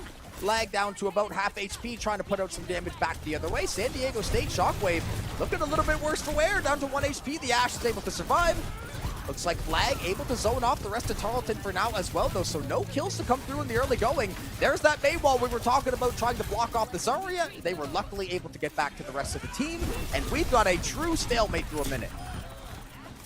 Yeah, but the first pick goes to Mop onto Impulsive Vendetta, all the damage off of the field. I feel like at that point, when you're down your Vendetta, it's going to be tough to win these. You need to back up and re-engage. Tarleton starting off strong. And especially, I was going to say, forget the Vendetta. I was about to give Impulsive maybe some game for the Vendetta or just talk about it, but it's no longer here. We're back to the Reaper, and honestly, I think this is just home field advantage for Impulsive. They have made... Literally, they made the game-winning play twice last map, and they played out of their skull on map 1. So I think this is exactly where I want Impulsive at this stage of the game when everything is on the line, especially when Tarleton has already gotten themselves a very comfy lead and the first checkpoint. Yeah, and Czar Reaper was the original, like, to the Czar Vendetta. Reaper's always been the one was the one that you play with that composition, so it's going to fit just like a glove. Lag gets sent back to the spawn room, and so does Mop, so trades for trades at this point. Yeah, it was Graviton Surge, or actually, yeah, it was just the Terra Surge, not the Graviton Surge. Other Surge, it was Terra Surge, or no, Lag wasn't the Zarya. Yeah, it was the Graviton. Yeah, it was and then Graviton Bob Surge, you're right. Yeah, Bob popped the Coalescence. I was gonna say screwed me up. They swapped so fast, but that's because Tarleton State just got the kills so damn quick. The Coalescence was able to shut everybody down. I'm pretty sure Lag literally popped ulti and then immediately died because the indicator was still up. So I think that's what happened. So weren't really able to find the follow-up wombo combo that you're looking for with something like Shockwave or Impulsive. And now Tarleton State is marching. Yeah, we know how good Lag has been on this Orisa, so it's no surprise that they're falling back to this. And they're going to have a lot of ultimates coming into this next fight. Let's see, Kitsune Rush comes first. Ooh, the Blizzard gets activated by Dampish Penny, and the Rampage connects onto everybody not named Impulsive. And San Diego State just panics and they click the alt button. Bob, Orbital Ray, Kitsune Rush, and look at the state of the fight. Impulsive is the only one with a pulse, and that is a short-lived one at best. We were 1 minute into this map. We had 0 kills. We are now 3 minutes and 4 seconds. It's 125-0. Yeah, and we're coming up on what is Avril Theorem, which is leaving at 120, 130 meters early on in a map like this. It's almost impossible for teams to be able to come back in this situation. So San Diego State, once again, the pressure mounts, but we saw what happened when the pressure was at its highest on Gibraltar. Absolute laser beam to the face. Shockwave eats one. Impulsive's taken one too. The Death Blossom gets absolutely neutralized, but gives San Diego State a lot of credit. I don't even know how this fight is close. They were finding some crazy good exchanges there, throwing haymakers back and forth, both teams, but Tarleton State, they get what they were looking for. They get a lot of progress, and listen, there's no shame in backing up every now and again. You got to know when to hold them, know when to fold them, and know when to walk away with a 134-meter cushion.